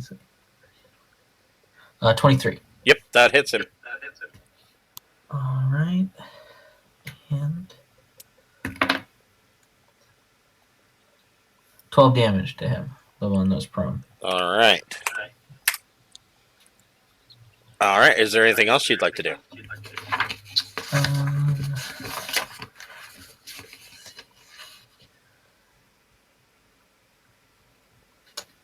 As a bonus action, I want to cast Hex on the guy I hit.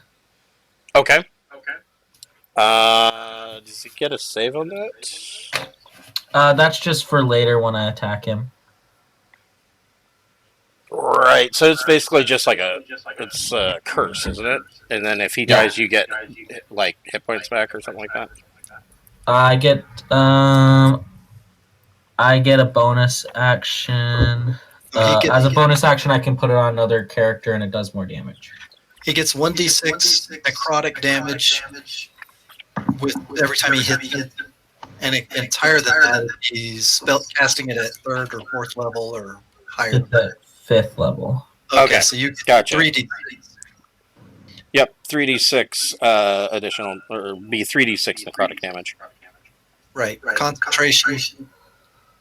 Yep. And a bonus action.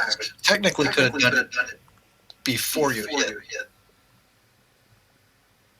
Yeah. Yeah, let's just go ahead and say that you did that. Go ahead and roll your 3d6. Okay.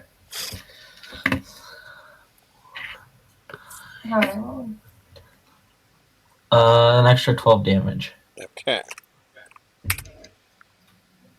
So he's hurt. And that is all I can do. Okay. So the back here at the table where the Pit Fiend has been playing cards.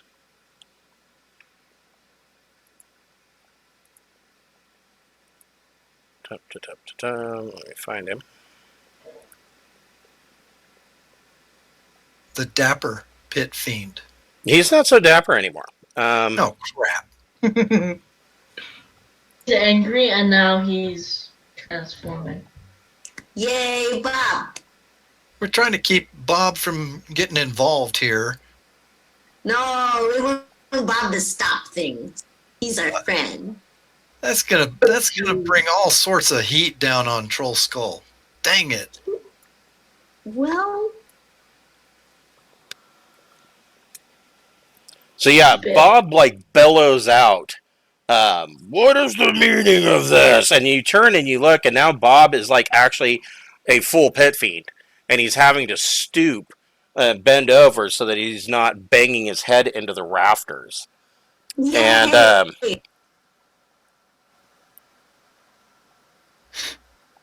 Say, it's okay, Bob. We got this.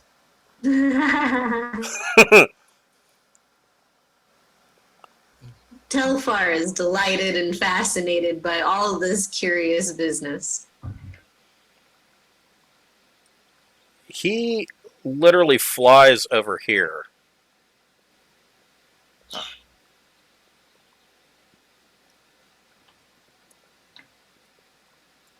And he is going to make, he gets 4 attacks. He just eats them. The first attack is as he flies over and turns, he swings his tail.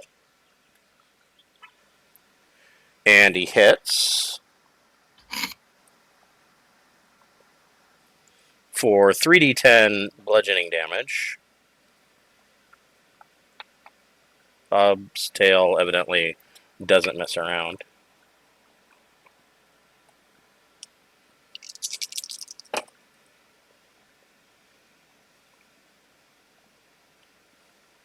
I love it when we got the DM fighting the DM. So the Bugbear Chief has taken 19 points of bludgeoning damage from Bob's tail. Then Bob swings his mace with his right hand. It's just going to make a bigger mess. 23 to hit for 2d6. Bob does a lot of damage.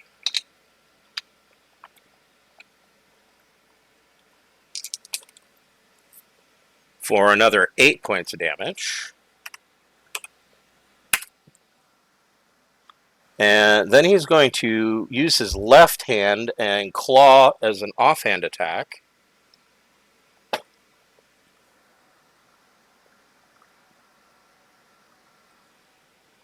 $23 to hit. I think this Bugbear Chief is going to regret taking this contract.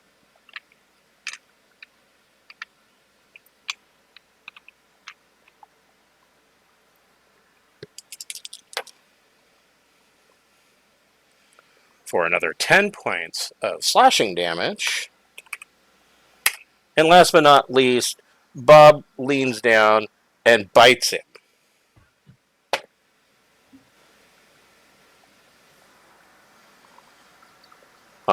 With a 25 to hit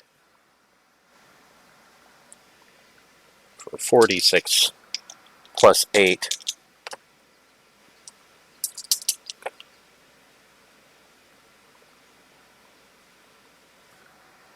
I'm guessing 22. You were close. 21 points of piercing damage. And oh, Bugbear Chief fails his poison throw. And takes an additional 6d6 poison damage.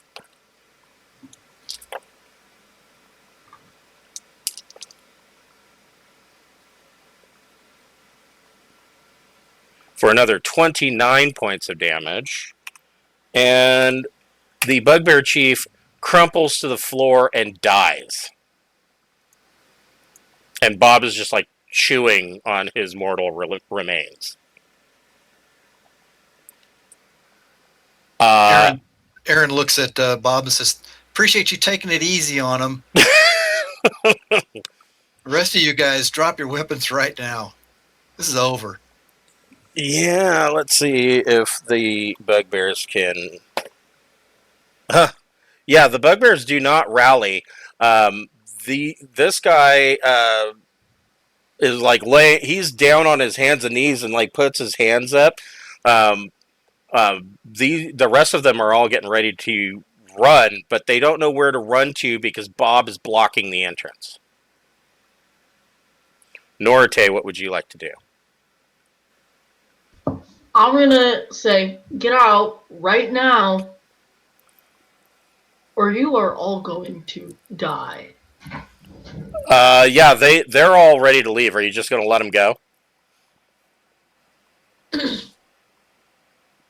Yeah. Okay. So yeah, these guys all vacate the premises.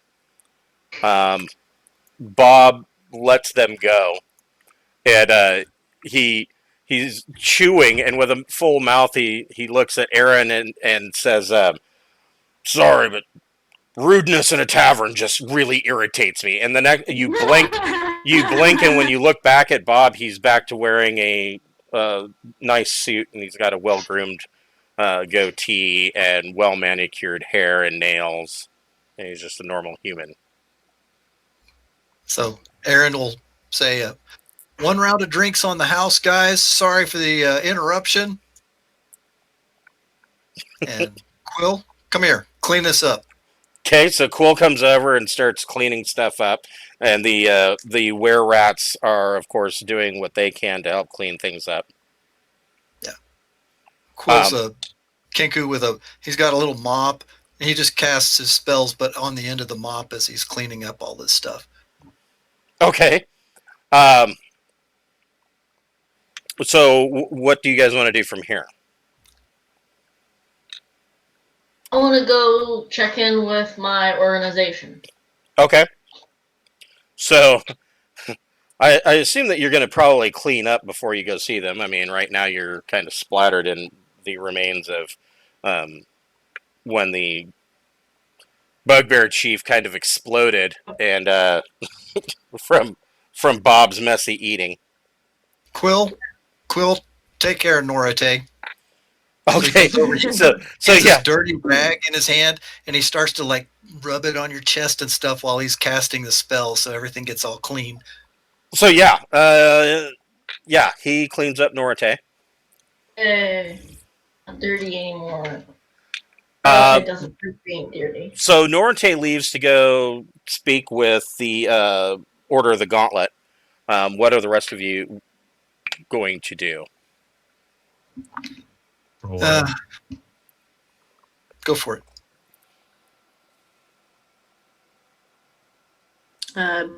Telfar's probably gonna, I don't know, do we need to file a report? He's thinking file a report with the local guard, perhaps? Definitely. Okay. We want to Okay. get in front of this.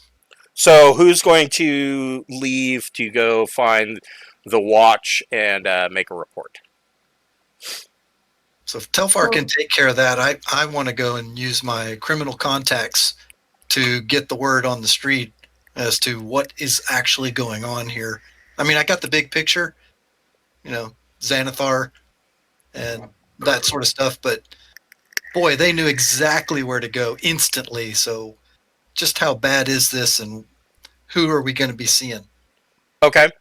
So, all right. So, Telfar, you go to find the watch, and Aaron, you leave to put your ear to the ground. How about the rest of you? I'm gonna just go find a place to cast Find Familiar. Okay. I want a cat.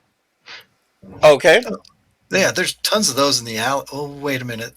Never mind. So, do you want a cat or do you want a tressum? A what? A tressum? A tressum is a cat, but they are winged. I want that. You want that? Yeah. Let's see here.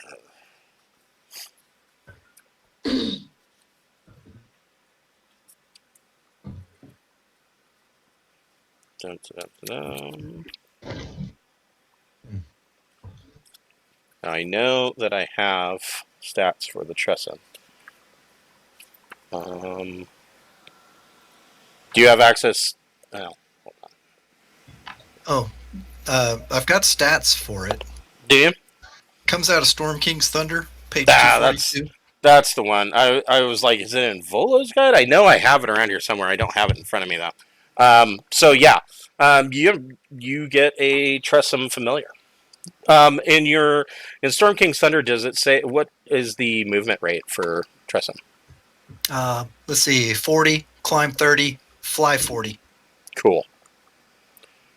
So yeah, so Mittens, you have a Tressum familiar, and you, as a familiar, you can actually see through. You can close your eyes and see through your Tressum's eyes. Yep. And you can Really is communicate with fun. it telepathically. It's somewhat one of its useful things is it can detect whether substance is poisoned. Mm-hmm. I mean, really, you know. Yeah. Can't they detect invisibility as well? And they can detect invisibility, and they have advantage on smell perception. So Norite, you get to the Temple of Helm, the headquarters where the Order of the Gauntlet mostly meets up. What are you doing there?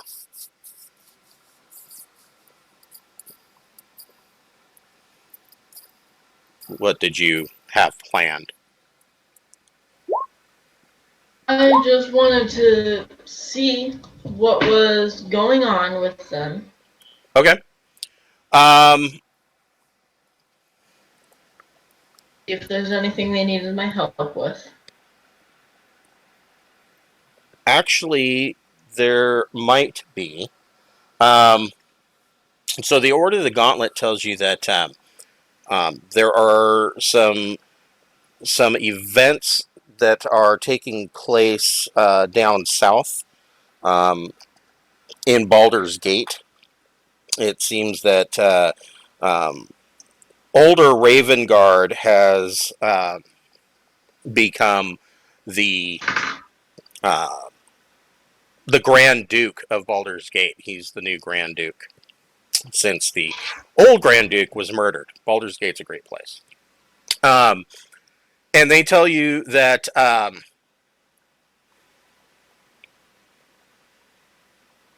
there was something that was going to be transferred to Baldur's Gate.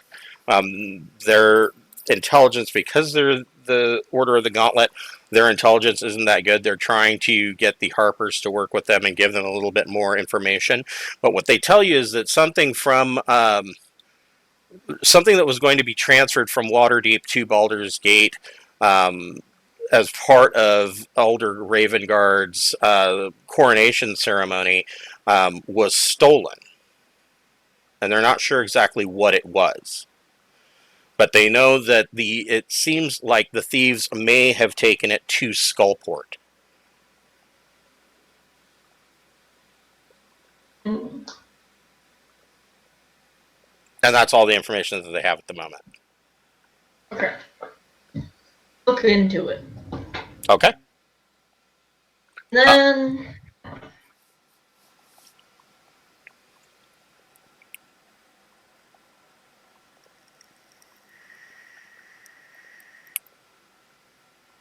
can do their turns while I'm deciding what to do next. Okay. So Telfar, you find a watch captain, and he's walking around, and he's got a patrol with him of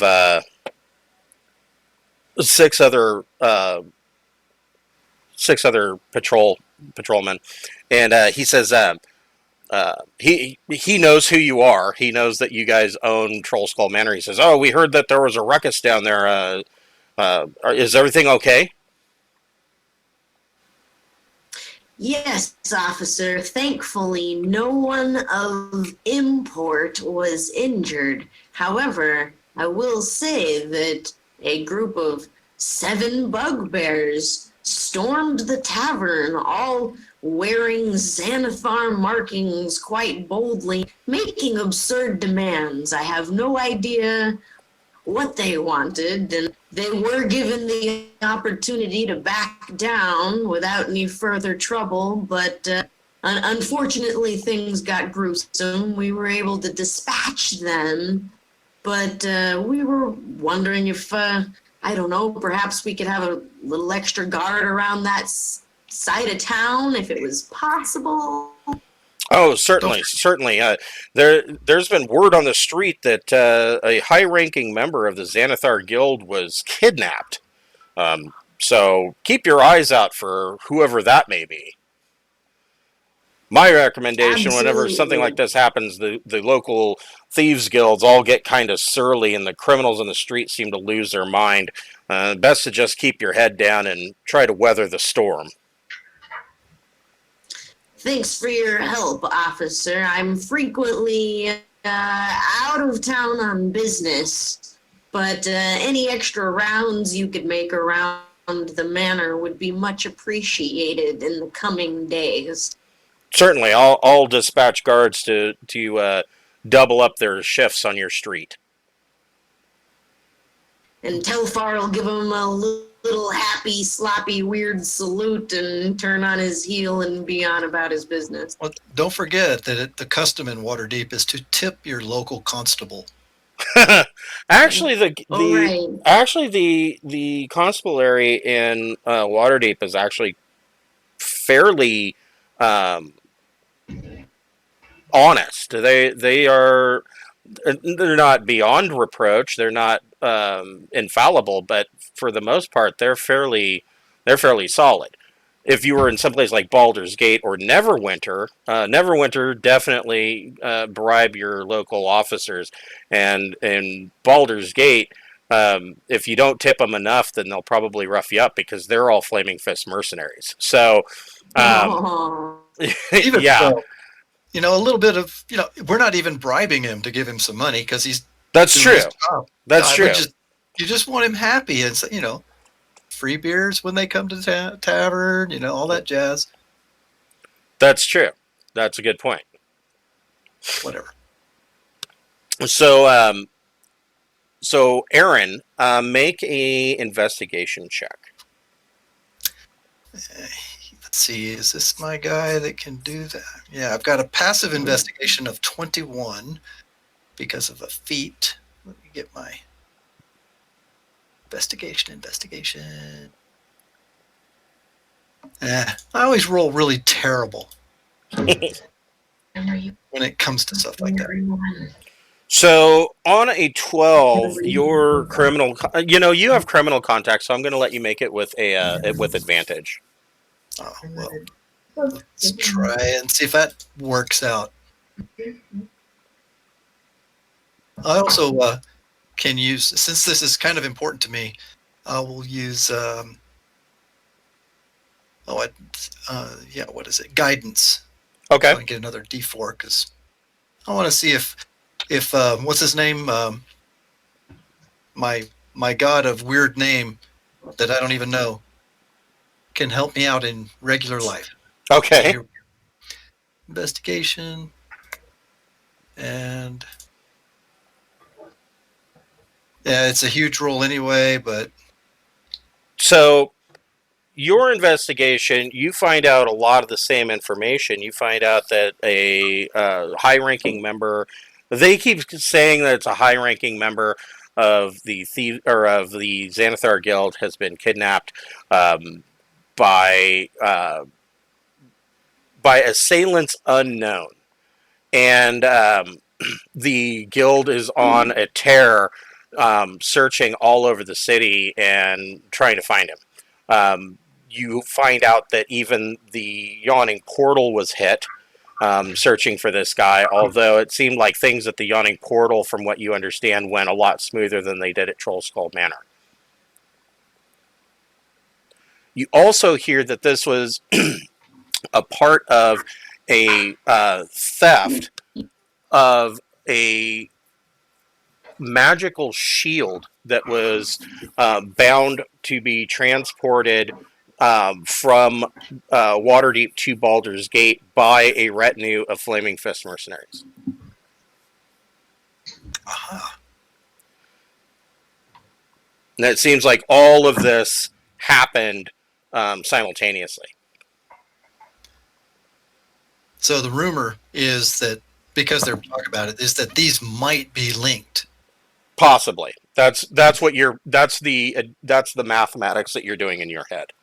Well, and people love to create rumors. I'm just not sure how good it is. So they hit at least the Yawning Portal and Trollskull and another half dozen other places? Yeah, the Xanathar's Guild is tearing the city apart, trying to find out who kidnapped this high-ranking member. Any rumors as to who the high-ranking member is? And if they have names, I don't need a list of names. I just wonder if it includes the guy we have. They tell you that they think that the word on the street is that it was the Xanathar's major domo. But you know that can't be because you guys killed the Xanathar's major domo. Well, yeah, I'm not too worried about. I'm just checking out how much truth is out on the street, and since I'm talking to my criminal contact, I'll ask him. Well, are they offering a reward? In a situation like this, the Xanathar Guild would not offer a reward. They may offer some kind of reward for information leading to the guy, but the guild is going to want to take care of the matter personally. And Yeah, when these are fighting words. Yeah, whenever they mean personally, that means that everybody in the building would end up dead. And now, who's our? We're a business, and Xanathar is a guild with. They're like the local mafia. Yeah, the mafia. So I would think that they have their public face that would come into the Trollskull Tavern and talk to us and maybe get some protection money because you're in the North Ward, you don't have to worry about paying protection money so much to the Xanathar Guild. There are a number of smaller gangs that operate like the Were-Rats in the North Ward, but they're not big enough to really be able to do a whole lot with extortion. So the Xanathar Guild, down on the Dock Ward, there are many businesses that pay protection to the guild, but up here in the North Ward, you guys kind of are a little bit more protected. The North Ward is mostly the location where the servants and whatnot live that would move into the Castle District or the Castle Ward to start their morning jobs working for the nobility of Waterdeep. The guild doesn't have a whole lot of influence here. They're mostly down in the Dock Wards. But I mean, naturally, all of the sewers connect, so any of these gangs can just pop up wherever they want. Okay. I will share that we got hit by half a dozen hobgoblins, and since I'm talking to my contact, I'll ask him, how big was the group that hit the Yawning Portal, and were they hobgoblins? He says that they were. They looked like they were just mercenary thugs that hit the Yawning Portal. He said that he's not sure how many of them that there were, but he says he does know that only a couple of them made it out alive. So Durnan went to town on him with that greatsword he keeps hung up behind the bar. Good for him. Yeah, we took out a couple of them. Then the rest of them went running. Okay. I'm not sure what else I'm going to get out of this. They don't seem to know where this is occurring. They are investing a ton of energy into this. I really But want that means that they don't know for sure that it's in our basement. right, but it also means I sure would like to prevent them from doing a locate object or any kind of divination that could lead them to the right spot. So are you going to head back to Trollskull Manor? Yeah, I need to share what I've learned. Okay. So you get back to Trollskull Manor. Are you going to keep it? So when you get back, it's much later in the evening. Most of the tavern is cleared out by now, and all of the repairs have been made magically, and it's been cleaned up. Bob is still sitting in his corner. Are you going to let Bob into the conversation, or are you going to go to someplace more private? No, I'm going to go talk. I'm going to include Bob. I don't think there's any reason not to. This is a mortal thing and he, as a tenant of our area, has an interest in making sure that it doesn't get burned to the ground. Okay. So you relay all the information that you got from your street contacts, and when you finish, Bob looks pensive, and he's stroking his goatee, and he just says, he's thinking out loud, and he says to himself, "So she's set the plan in motion." Ah. Is he saying that to us, or is that just something he just says it out loud? Just musing. Okay. And then he looks up at all of you and he says, "I apologize, I have to depart immediately." Well, you're welcome back. And there's a puff of smoke and the smell of brimstone, and Bob vanishes. Okay, Telfar, Norte, can you guys think of some way we can shield this area or hide this guy? I say we prepare for a 3-day siege. I'm not sure we can survive. We're in a. I mean, if I were sieging this place and I really cared about it, I mean, wanted to bring it down, I would just throw barrels of oil around it like was done by that lunatic and set this place on fire. I don't know how to defend against that. Well, like I said, So, they don't. if you're setting up for a siege, are you going to close the tap room for the next couple days, or are you going to stay open for business? I don't think we should stay open for business. Well, I don't think we should look suspicious. I'm with Telfar on that one. Our best bet is to not get caught, because the guild can crush us if they know that we've got him. You know, they'll send 100 guys at us, and there's no way we can stop that. Right. And why would we close for no reason, after all? Right. Let's not act guilty, but at the same time, I don't want them to find out. And my biggest fear is, invisible people, divination magic, scrying, clairvoyant eyeballs, those things. I'm not sure how we're going to stop that. Now, if we could just keep the area in darkness down there, magical darkness, then you at least invisible people and scrying eyeballs couldn't see. It would just be dark. Mittens, do you know of any ritual magic or any spells that can stop divination? Nope. Yeah, I can't. I know that it's possible, but I can't think of any. Oh, well, of course, there's always the lining the room with lead. Oh. Is that common knowledge? I would think that a spellcaster would know that. So Mittens probably knows. Mittens and Bemrel both probably know that um, um, divination magic cannot penetrate lead. Could also be one of those superstitious things that people say.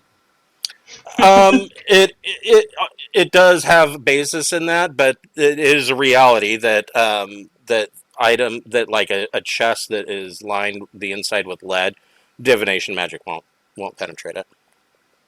Well, if you guys share that with us, we got to put that on the long-term improvement list. Yeah. We need some. We need to start Put it in a lead box. lining some rooms with lead. It's good for stopping crossbow bolts too. Yeah, you just put it behind the wall paneling and ceiling and stuff, and yeah. I guess we could also post a few of us outside as like guards I will be right back. for if we see anything suspicious. There's amulets of proof against detection and location, or something like that, that prevents divination against scrying on a person. Doesn't I mean, prevent scrying a room, but if we put it on the people, then they shouldn't be able to know where they are. They wouldn't think to just scry at any random room. if we put it on, they know the guy. The guild knows the guy that's missing. Yeah. So things like, hey, he wears this particular belt buckle. Then you can walk around town doing locate object and find that belt buckle. So we basically need to strip this guy naked and get all his crap and throw it in the river. And then just so that doesn't work. And if we could hang an amulet proof against detection on his neck while he's tied up, if they try to scry for him, since they know who it is that they've lost, they wouldn't be able to find him. That's not an idea. Think he'd fit in that bag? He'll die in the bag, and that's not that'll get us in trouble with the other guys. That'll get us in trouble with all parties. Why would he die in the bag? Bag kills people. They can't breathe. There's no air in bags. Yeah, and I don't know a way to get him to a demi-plane or something like that we can basically, shunt him from this plane of existence for a few days. There are spells that do it, but they're all pretty dang high level. And there's a magic item that does it, a rod. Wait, theoretically, I could just bring him to the astral plane with me and leave him there. That would actually be good. Park him in the astral plane would be awesome. If you can do it, that'd be great. Do it. Well, I think Telfar is going to take disguised walks around the neighborhood on the regular. Okay. Using my stilts and my mask and my, all that good stuff. Okay. Changing it up every couple of hours. So are you going to try to hunt down some lead? Is the first question. Yes. Okay. The hard part is going to be doing it where it can't be traced back to any of us. So who all is going to go? I'm going to assume that Aaron's going to be the one trying to hunt it down. Does anybody else want to go? You can give a help action so that Aaron can have a advantage on his investigation and persuasion checks. I'll go with him. Okay, perfect. So Aaron, go ahead and make investigation at advantage.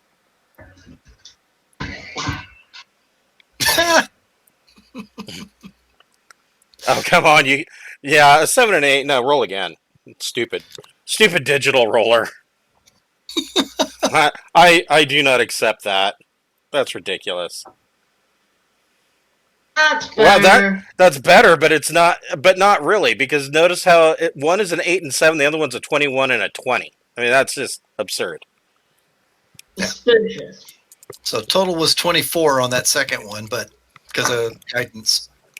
So yeah, you find a Oh, actually 26 because I'm getting helped. Or no, that's right. No, the advantage is the help. you actually That's right. find a gnome mining consortium that that has some excess lead that they've been trying to off sell, and I mean, even as useful as it is, lead is not a big seller.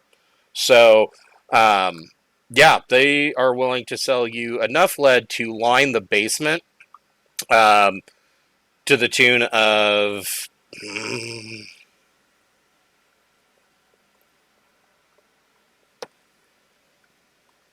40 gold pieces. Okay. We're definitely, and we'll need some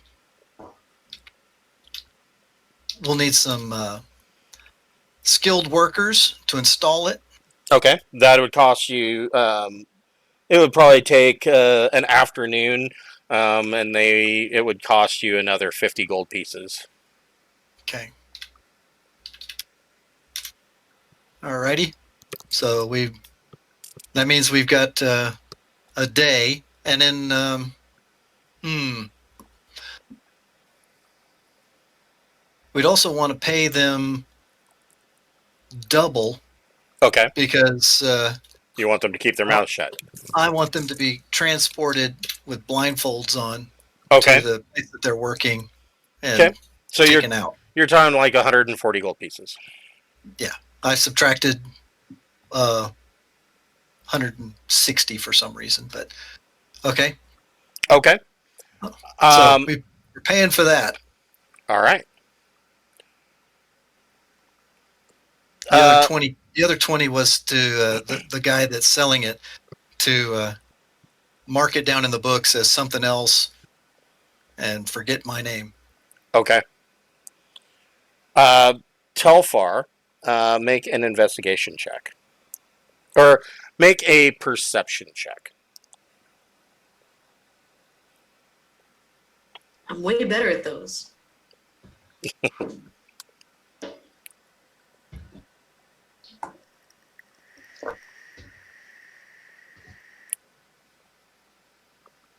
$21 total. Nice. You do see a couple of scroungy-looking individuals that don't look like they match the normal color of people that you would expect in the North Ward. They are not dressed quite as nice. They don't look like they're servants. These guys look like they're dock workers. And they seem to be loitering about the area.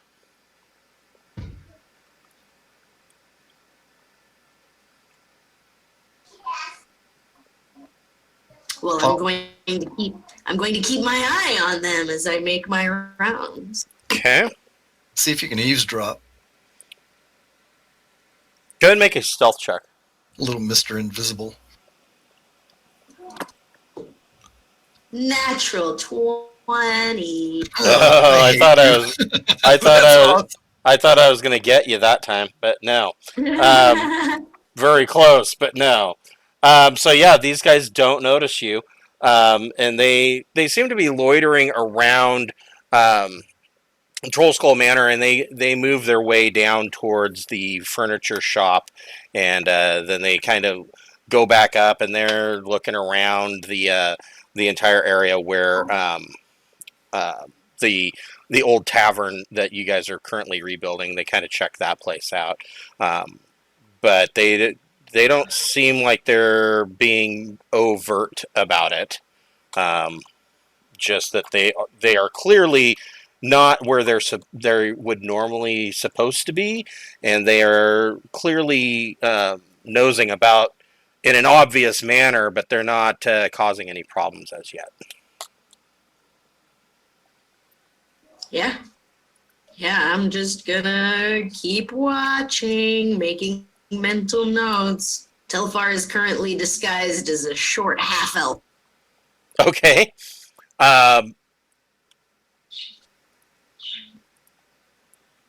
So was it Mittens that was going to try to pop the guy and the three drow gunslingers into a pocket dimension? Oh, I was thinking of the captive. So you're gonna leave the drow there? Because they're kind of insistent wherever this guy goes, they have to go to.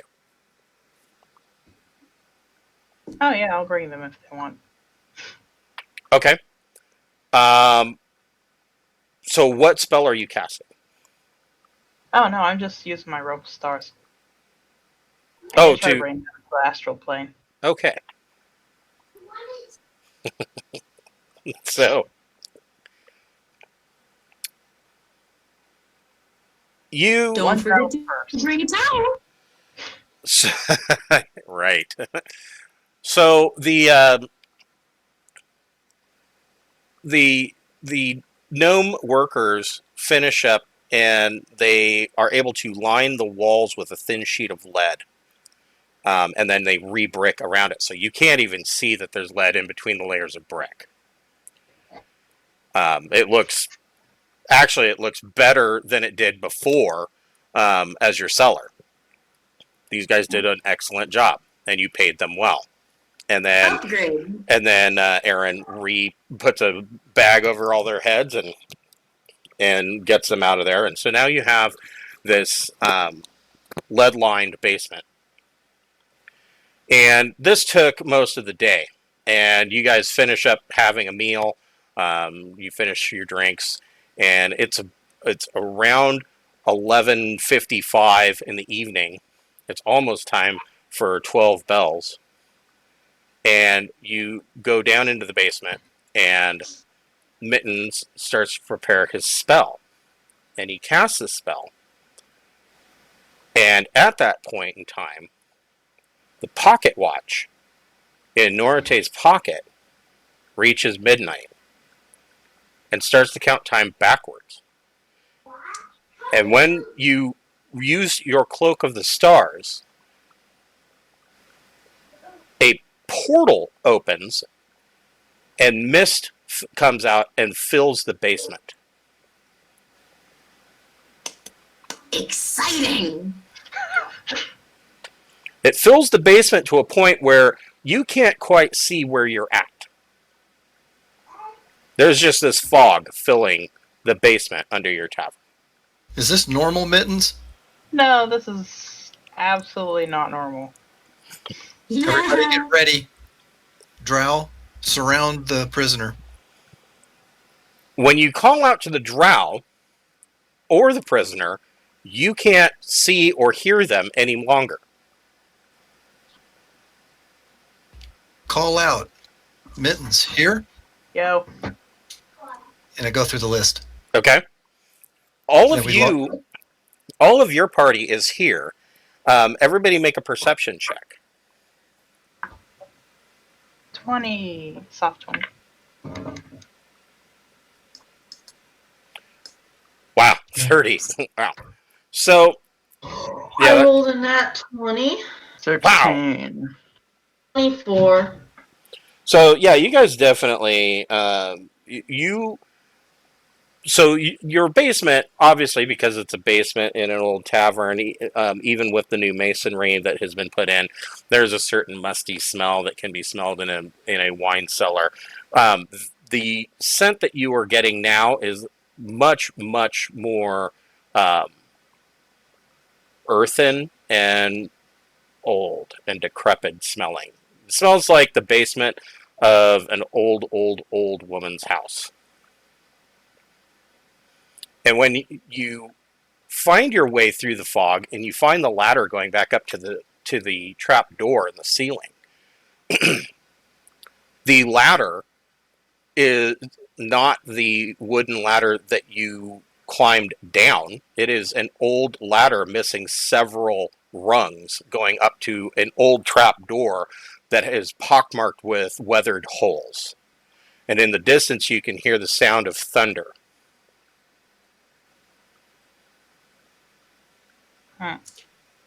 What have you done?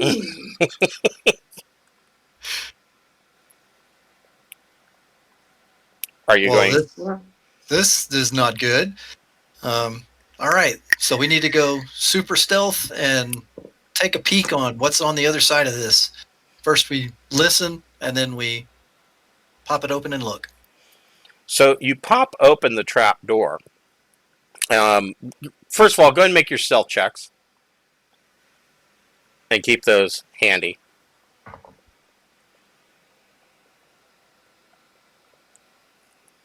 Jeez, Aaron. I'm on a roll. Clearly.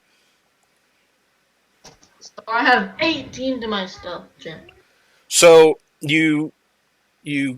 Aaron creaks open this old trap door, and you step out into what looks like the interior of an old, ruined, abandoned farmhouse.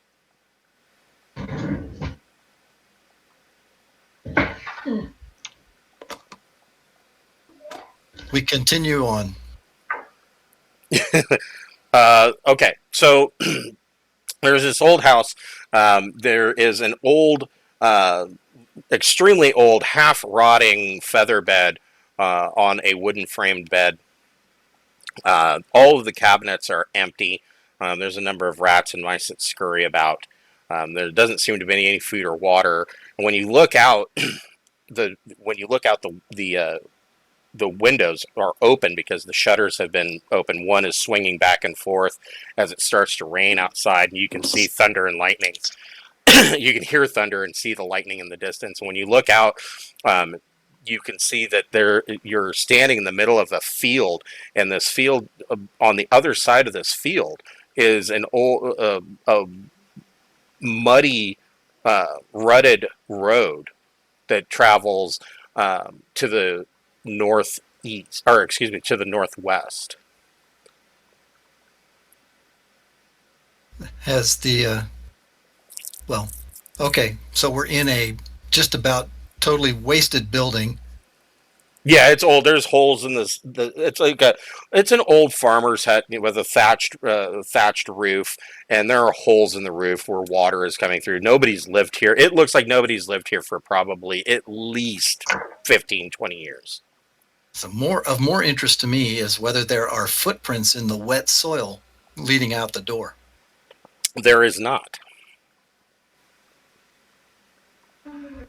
And off in the field, you can see that this field looks like at one time it was both a mixture of.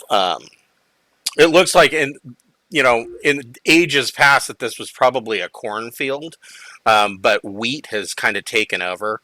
And standing off into the field, the wheat has grown so high that there's a scarecrow on a post off in the field, and the wheat has grown so high that it is up to the scarecrow's belt.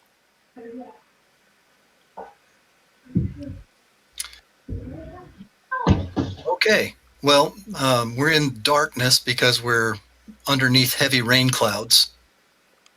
We don't see any glow in any direction, which might indicate a fire or some sort of, a place where people live and have a fireplace or anything like that. No, there's a small path leading from this farmhouse out to the main road, and like I said, the road travels to the northwest and to the southeast. Okay, and it is foggy. It is chilled. Visibility is limited. Before we head out, guys, let's go back down to that basement and, to best of our memory, verify that it is our basement, that we didn't get transported somewhere else. Because if it's our basement, that's going to be the place where we're going to be able to get back if we can ever figure this out. If it's not, we're screwed. Okay, so stables? We feel the edges and make sure that that really was our basement.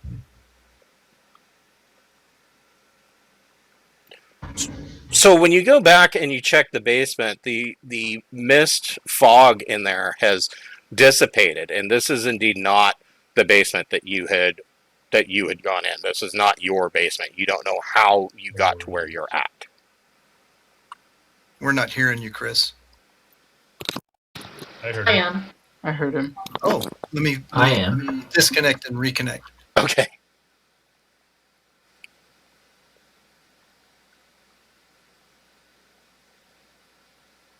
So, is there like a stables?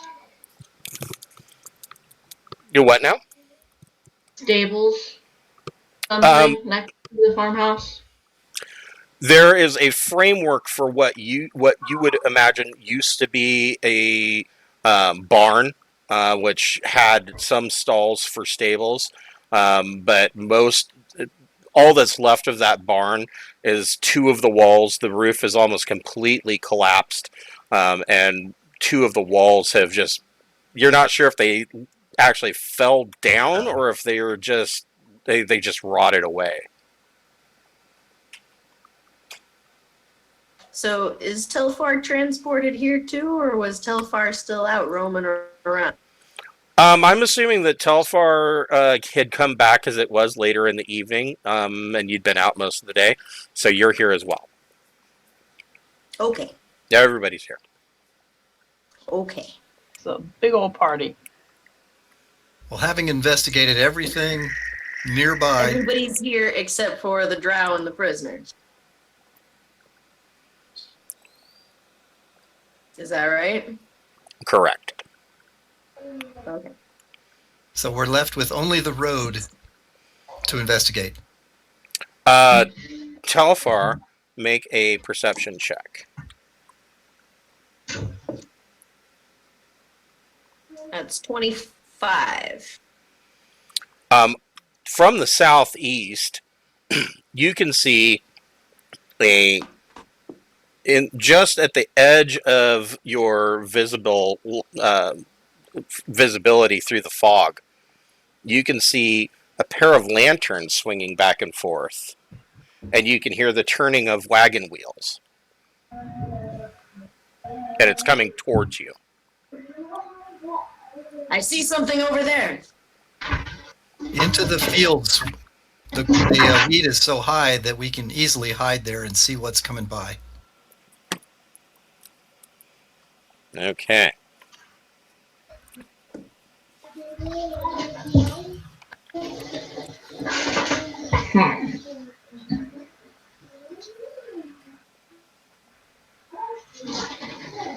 What kind of check would I need to make to determine like where we are?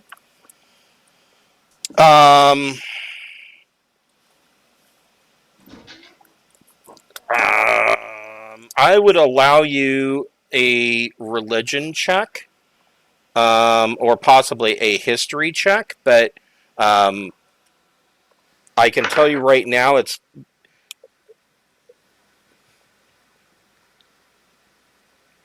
a history check is going to have to be super high, and a religion check's not going to be much lower, but you can go ahead and try.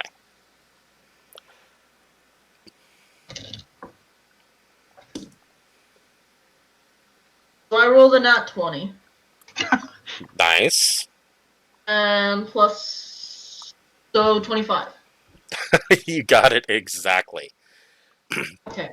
That's good. Norte, you are guessing that it is very possible that you are in the Shadowfell. Jeez.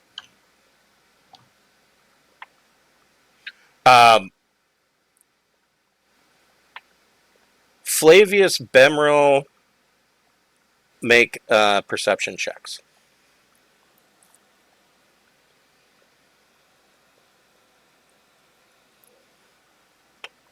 I got a 9. Wow. I don't see 20. nothing. A 14? 20. A 20. So you can see... Soft 20. So you guys are all kind of ducked down in this wheat, and everybody's attention is on the road, and you can see that there is this barrel-topped wagon coming down the road, and it is being drawn by two black draft horses. And you look to your left, and you can see that the wheat grass is moving behind you. Something's coming towards you through the field. Something's coming. I turned that way.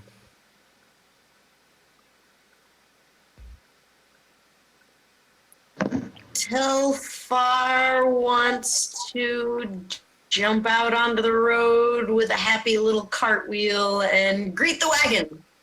Okay. Oh, mm. Okay.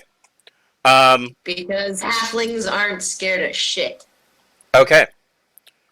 You jump out onto the road and wave your arms, and the draft horses kind of rear up a little bit and are like, and you can tell that these horses are kind of irritated and scared at the same time. And you see an older gentleman sitting up on this cart, and he has a wide-brimmed hat, and he's smoking a pipe. And next to him is a little old woman, and she has a scarf wrapped around her head, and she goes, "Oh, heavens!" And he looks down and he says, "Oh, what are you doing? Why did you come out here? You scared my horses." My most sincere apologies for my lack of graceful entrance and introduction, but I seem to have gotten lost, and I was hoping perhaps you guys could give me directions to Waterdeep. I don't know of any Waterdeep around here. And the little old woman says, "Oh, child, you shouldn't be walking around in the wheat fields at night. Don't you know anything?" I guess not. That's what you've seen in the wheat field.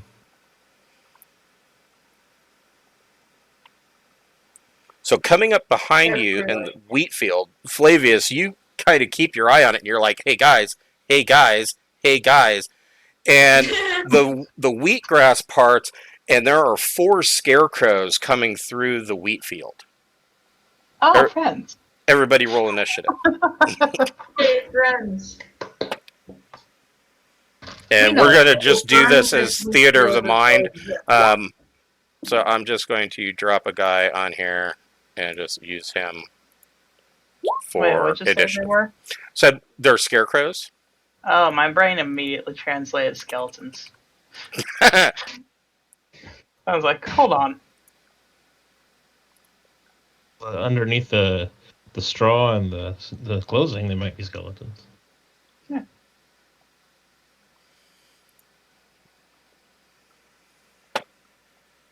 Most humanoids that we encounter are skeletons. That some of them have meat wrapped around the bones. Sooner or later, Yep. they become skeletons. Sometimes even our own friends. There's a skeletons wearing costumes. Mittens, what'd you get? 12. And Thrick. 13. And Telfar. 15. And Norte.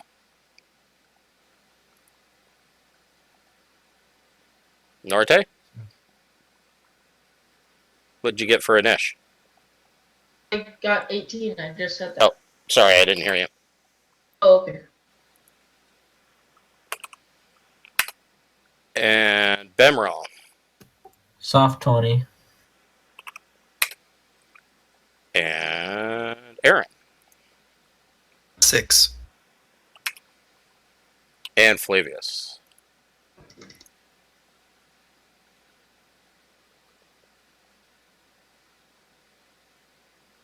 Sorry, Flavius, did you get a 10? Yes. Okay.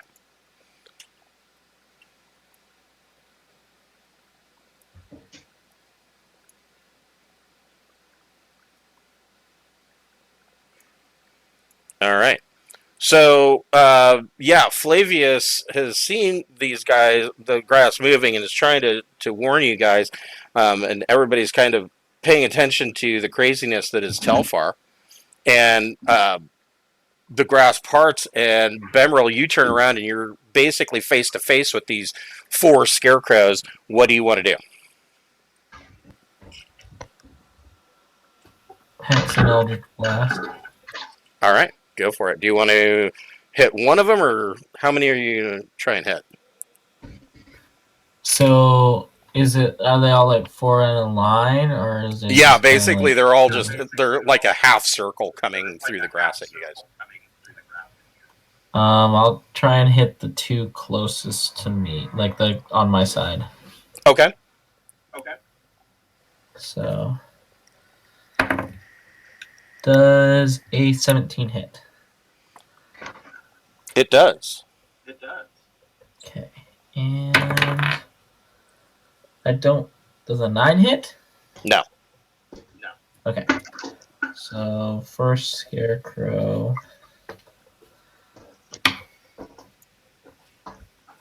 2.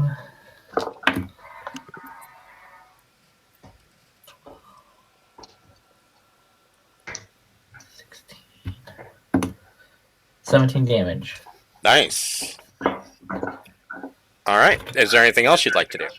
That's all I got. All right. Norte, what would you like to do? I'm going to drop down a fireball. Okay. In a wheat field. Yes. Hey, why not? Well, it's a wet wheat field, so. It is, and it's raining. But the scarecrows are made of straw. And They got a nat 20 on their save. okay. But go ahead and roll your damage because they have vulnerability to fire, so they're going to eat all of that damage. Okay. That is.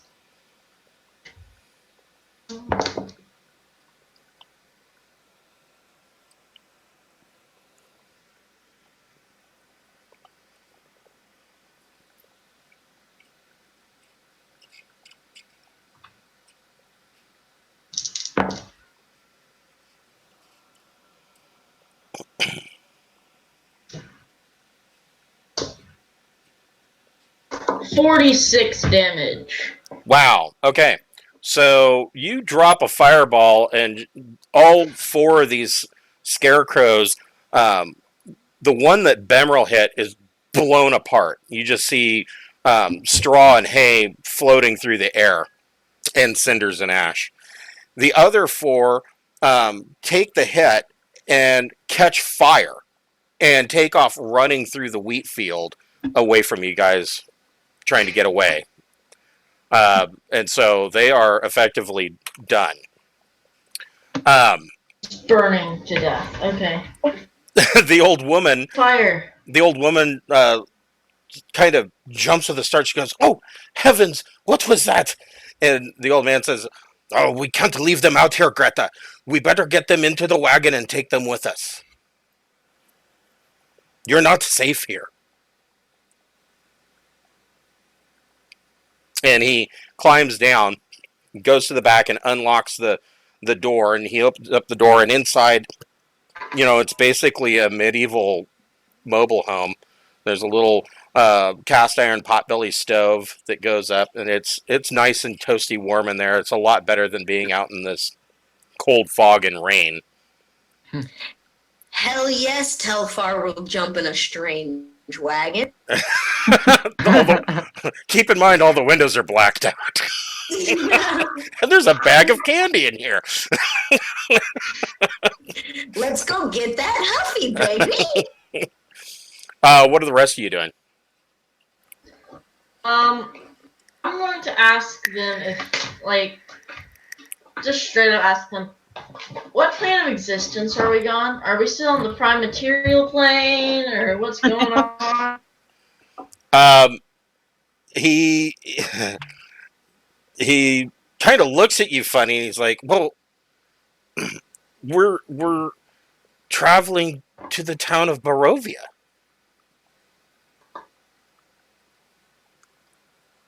Of what? We're traveling. We're going to the town of Barovia. I can't hear what you are saying. He says, He says we're going to Barovia. Barovia? "Yes. How do you not know where you're at, son?" Well, it's a funny story. That long. But we kind of came through a portal, and now we don't know where we are. Oh, you wouldn't be the first that has that happened to them. There have been many that have come here.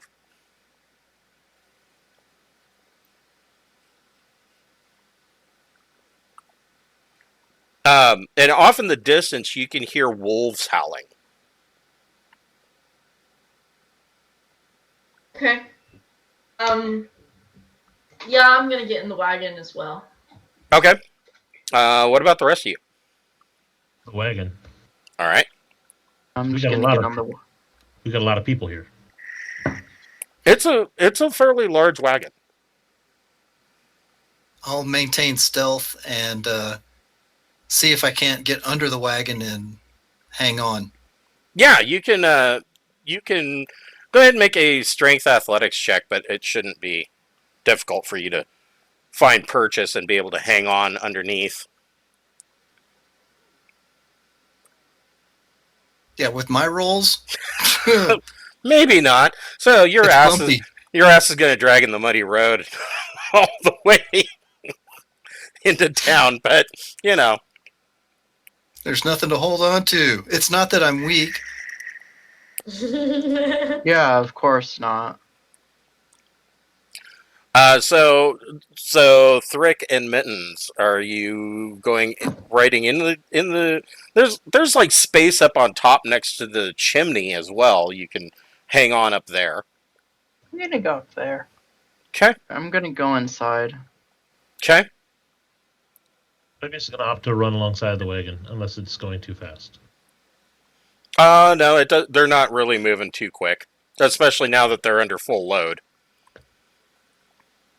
So yeah, they take off again, and this wagon starts to travel down this rutted. It's a well-worn road, and they travel for probably a good 3 hours, and you start to see in the distance that there is the road changes from a dirt road to at first you start to notice cobbled paving stones that are interspersed. They're very haphazard, and then they start to grow and grow and grow until the dirt road is gone, and now you're on a cobblestone street, and you're traveling into this town, and you notice that all of the buildings in this town, well, not all of them, but a great many of the buildings in this town, the windows are boarded up. The doors have boards that are nailed over them, blocking them off. It seems like a good portion of this town is completely abandoned, and the wagon pulls into the town square, and there is an inn on the corner, and there's warm light coming from the inside, and you can hear that there's a violin or a fiddle being played inside, and you can see that there's a fire through the door, that they've got a fire in the hearth, and that there are a number of people sitting around inside in the tavern.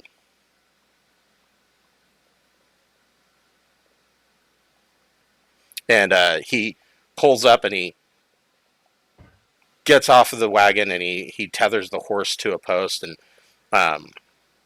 he opens up the back door and he says, "This is where we'll be staying for the night. Come, Greta, let's go get a room." Hey. Does anybody else think this place smells like vampire? It just smells all damp. I mean, it's Well, dark anyway. and there's living scarecrows. Of course, there's going to be some spooky vampires. Of course. This place screams,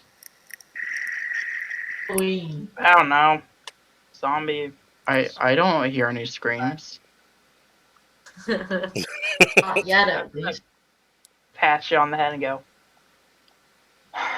it's alright, we just haven't gone over that yet. You'll get it. That's Stone Sword.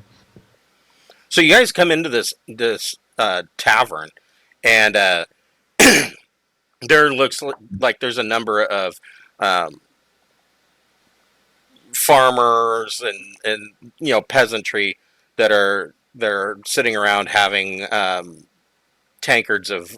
You don't see any beer. It seems to all be wine, and they're all sitting around drinking tankards of this wine. And there's a couple of more noble-looking individuals standing around a table, jovially laughing and rolling dice on the table. And over in the corner next to the fireplace, there's a man with a tightly woven knitted cap on his head, and he's playing a fiddle. And it is the music is, I wouldn't necessarily say jovial, but it is a little upbeat. Everybody make a perception check. And Okay. 19. 19. 9. How's the age group and gender division here? Do we have old people? It's hard to say. I mean, on your 23, you notice I that. got a 26. So on your 26, you notice that the better dressed people around the table that are standing up playing dice, they're fairly energetic, and they seem to be younger, like in their mid to late 20s. The other people around the room, you can tell the peasantry is hard-working people. They could be in their mid to late 20s. They might be in their early 40s. You don't really want to ask because that would be rude, and you don't want to be wrong. Yeah, no old guy that hangs out at the tavern. Right. Yeah, who's been working as a welder his entire life down on the dockyards. He's actually 40, but he looks like he's about 65. One of those guys. So they're all hard-working people, calloused hands, the whole 9 yards. And you come in, and the barkeep is standing behind the bar, and he's polishing a tankard. He just kind of spits in it and starts polishing again. And when you walk up, before you even get a chance to ask anything, he says, "Flagon of wine is 10 copper pieces. Tankard of wine is 2. He just keeps polishing. Doesn't even look up and acknowledge you.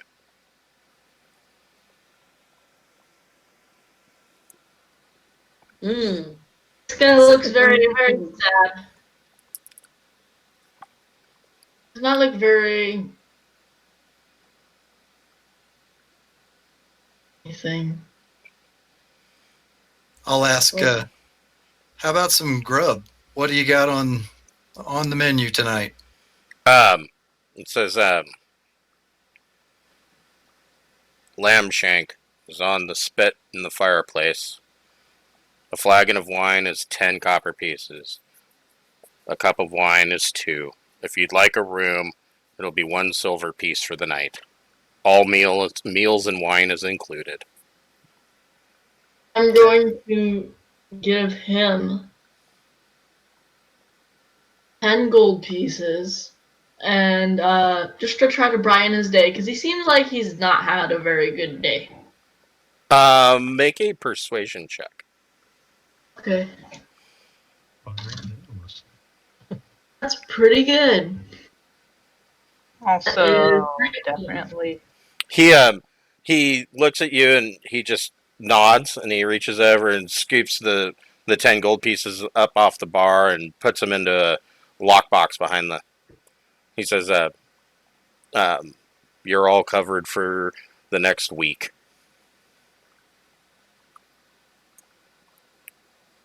Well, hackles raised. Aaron is going to go and get a plate of lamb and sit. I assume that it's not abnormal. Go sit where I can be next to some of the hardworking regular folks and listen in, Okay. observe. Okay. Are they morose and dead and lacking energy? Make an insight check.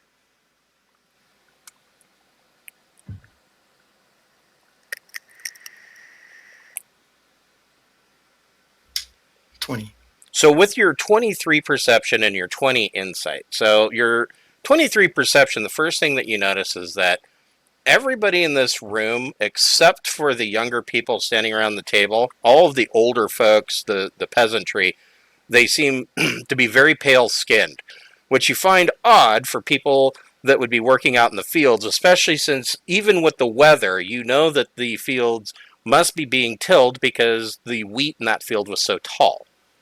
But they all seem very pale. Your insight check shows that all of them seem to be depressed, and you're getting the feeling like there's almost like there's some kind of illness going around. Anyone at normal or overweight? No. And their hands show thick calluses and dirt? Yes. Okay, so I'll go back and get seconds of the, because I on purpose I got a small amount so that I could move around more.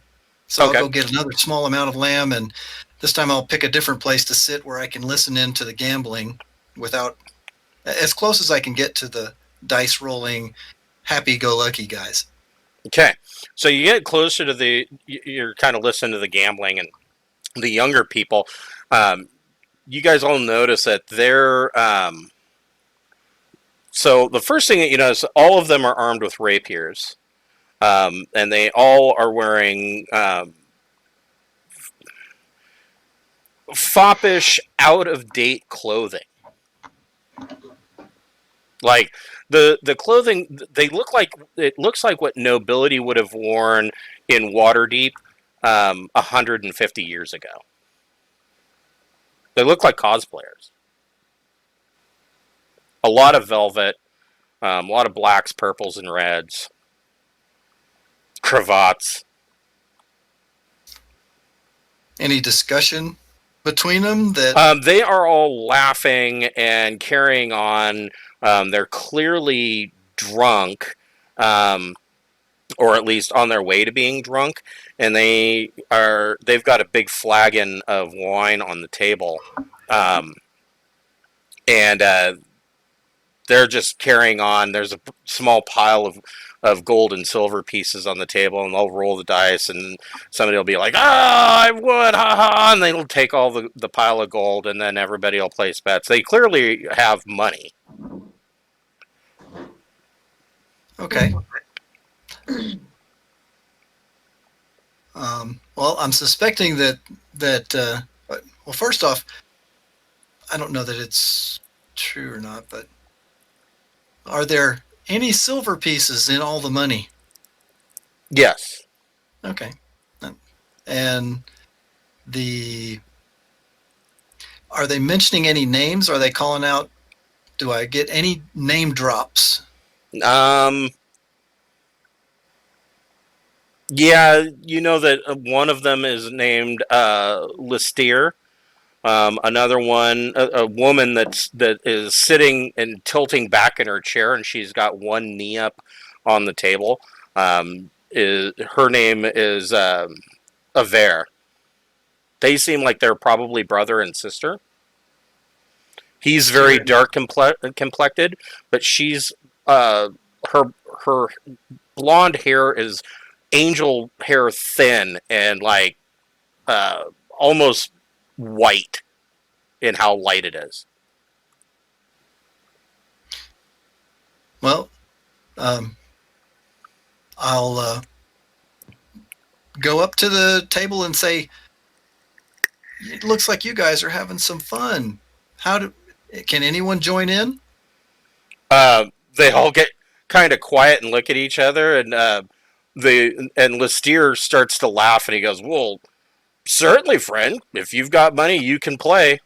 And Lays down a platinum. and she looks up and she says, "Where are you from?" Oh, Trollskull Manor. Just got here. She says, "I don't think that I've ever heard of Trollskull Manor." Oh, it's a real small place. Yeah, and you know what? We just came out of that horrible rain, and boy, I was glad to get picked up on the way here. It was so nice. We were on foot, and tell you what, that's just not a good place to be when you're traveling out cross country. She laughs and she says, "Well, perhaps it's not a good place to be anywhere here." Oh, I don't know. It looks like a nice enough place. So how do I play this game? So anyway, I deflect on myself. Whenever anything gets kind of strange, I'll start to dive back into interest in the game, and I will ask, so what else do you guys do for fun around here? And so I'll ask for information like a new person to town, and see if I can probe and get anything from them. I also, because I'm an investigator, I can detect lies. To do that. One of the other guys who you haven't caught his name yet, he's bald and has a thick mustache, and he says, "Oh, one of the things to do around town is you go and you order one of the pies, huh?" One of the pies? Well, what kind of pies are they? Where do I go? You'll see. Well, there's an old woman with her cart going around town. She has pies. They're very delicious, my friend. Huh? Okay. Yeah, all right. Tasty pies. All right, we're gonna go ahead and break there for the week, and we will. Okay. We're gonna break on tasty pies. We're gonna break on tasty pies, and we will pick up next week. I don't know. How are you guys liking the theater of the mind so far? Oh, it's working out for me. I'm thinking we might. I don't know. We might do more of it because I'm finding that here's what I'm finding with Roll20. It kind of tends to lead toward less role play and more board game, and that's not why any of us want to play Dungeons and Dragons. So I'm just I'm experimenting with some stuff here. So. But yeah, we will be back next week, Friday night at 6:30, and we will pick up with this little side trek that you're doing in Barovia then. All right? All right. And the Theater of the Mind is great. It's a challenge for DMs, but I believe that you have way good skills for doing it. Well, thank you. Thank you. Your skills are good. Yep. I got good skills. I don't know. I mean, if the Theater of the Mind works out, we might try something like Microsoft Teams or something like that, where the webcam is a little bit easier to use, and I can share the screen, and I can just drop in like handouts and whatnot. So I don't know. We'll do some. I'll do some experimentation. We'll figure it out next week. Great. All right. Well, Thanks, Chris. you're welcome. You were going to send me an email? Yes. Alyssa? Okay. All right. Great. Thanks. All right. Have a good night, everyone. Bye. You too. Bye-bye.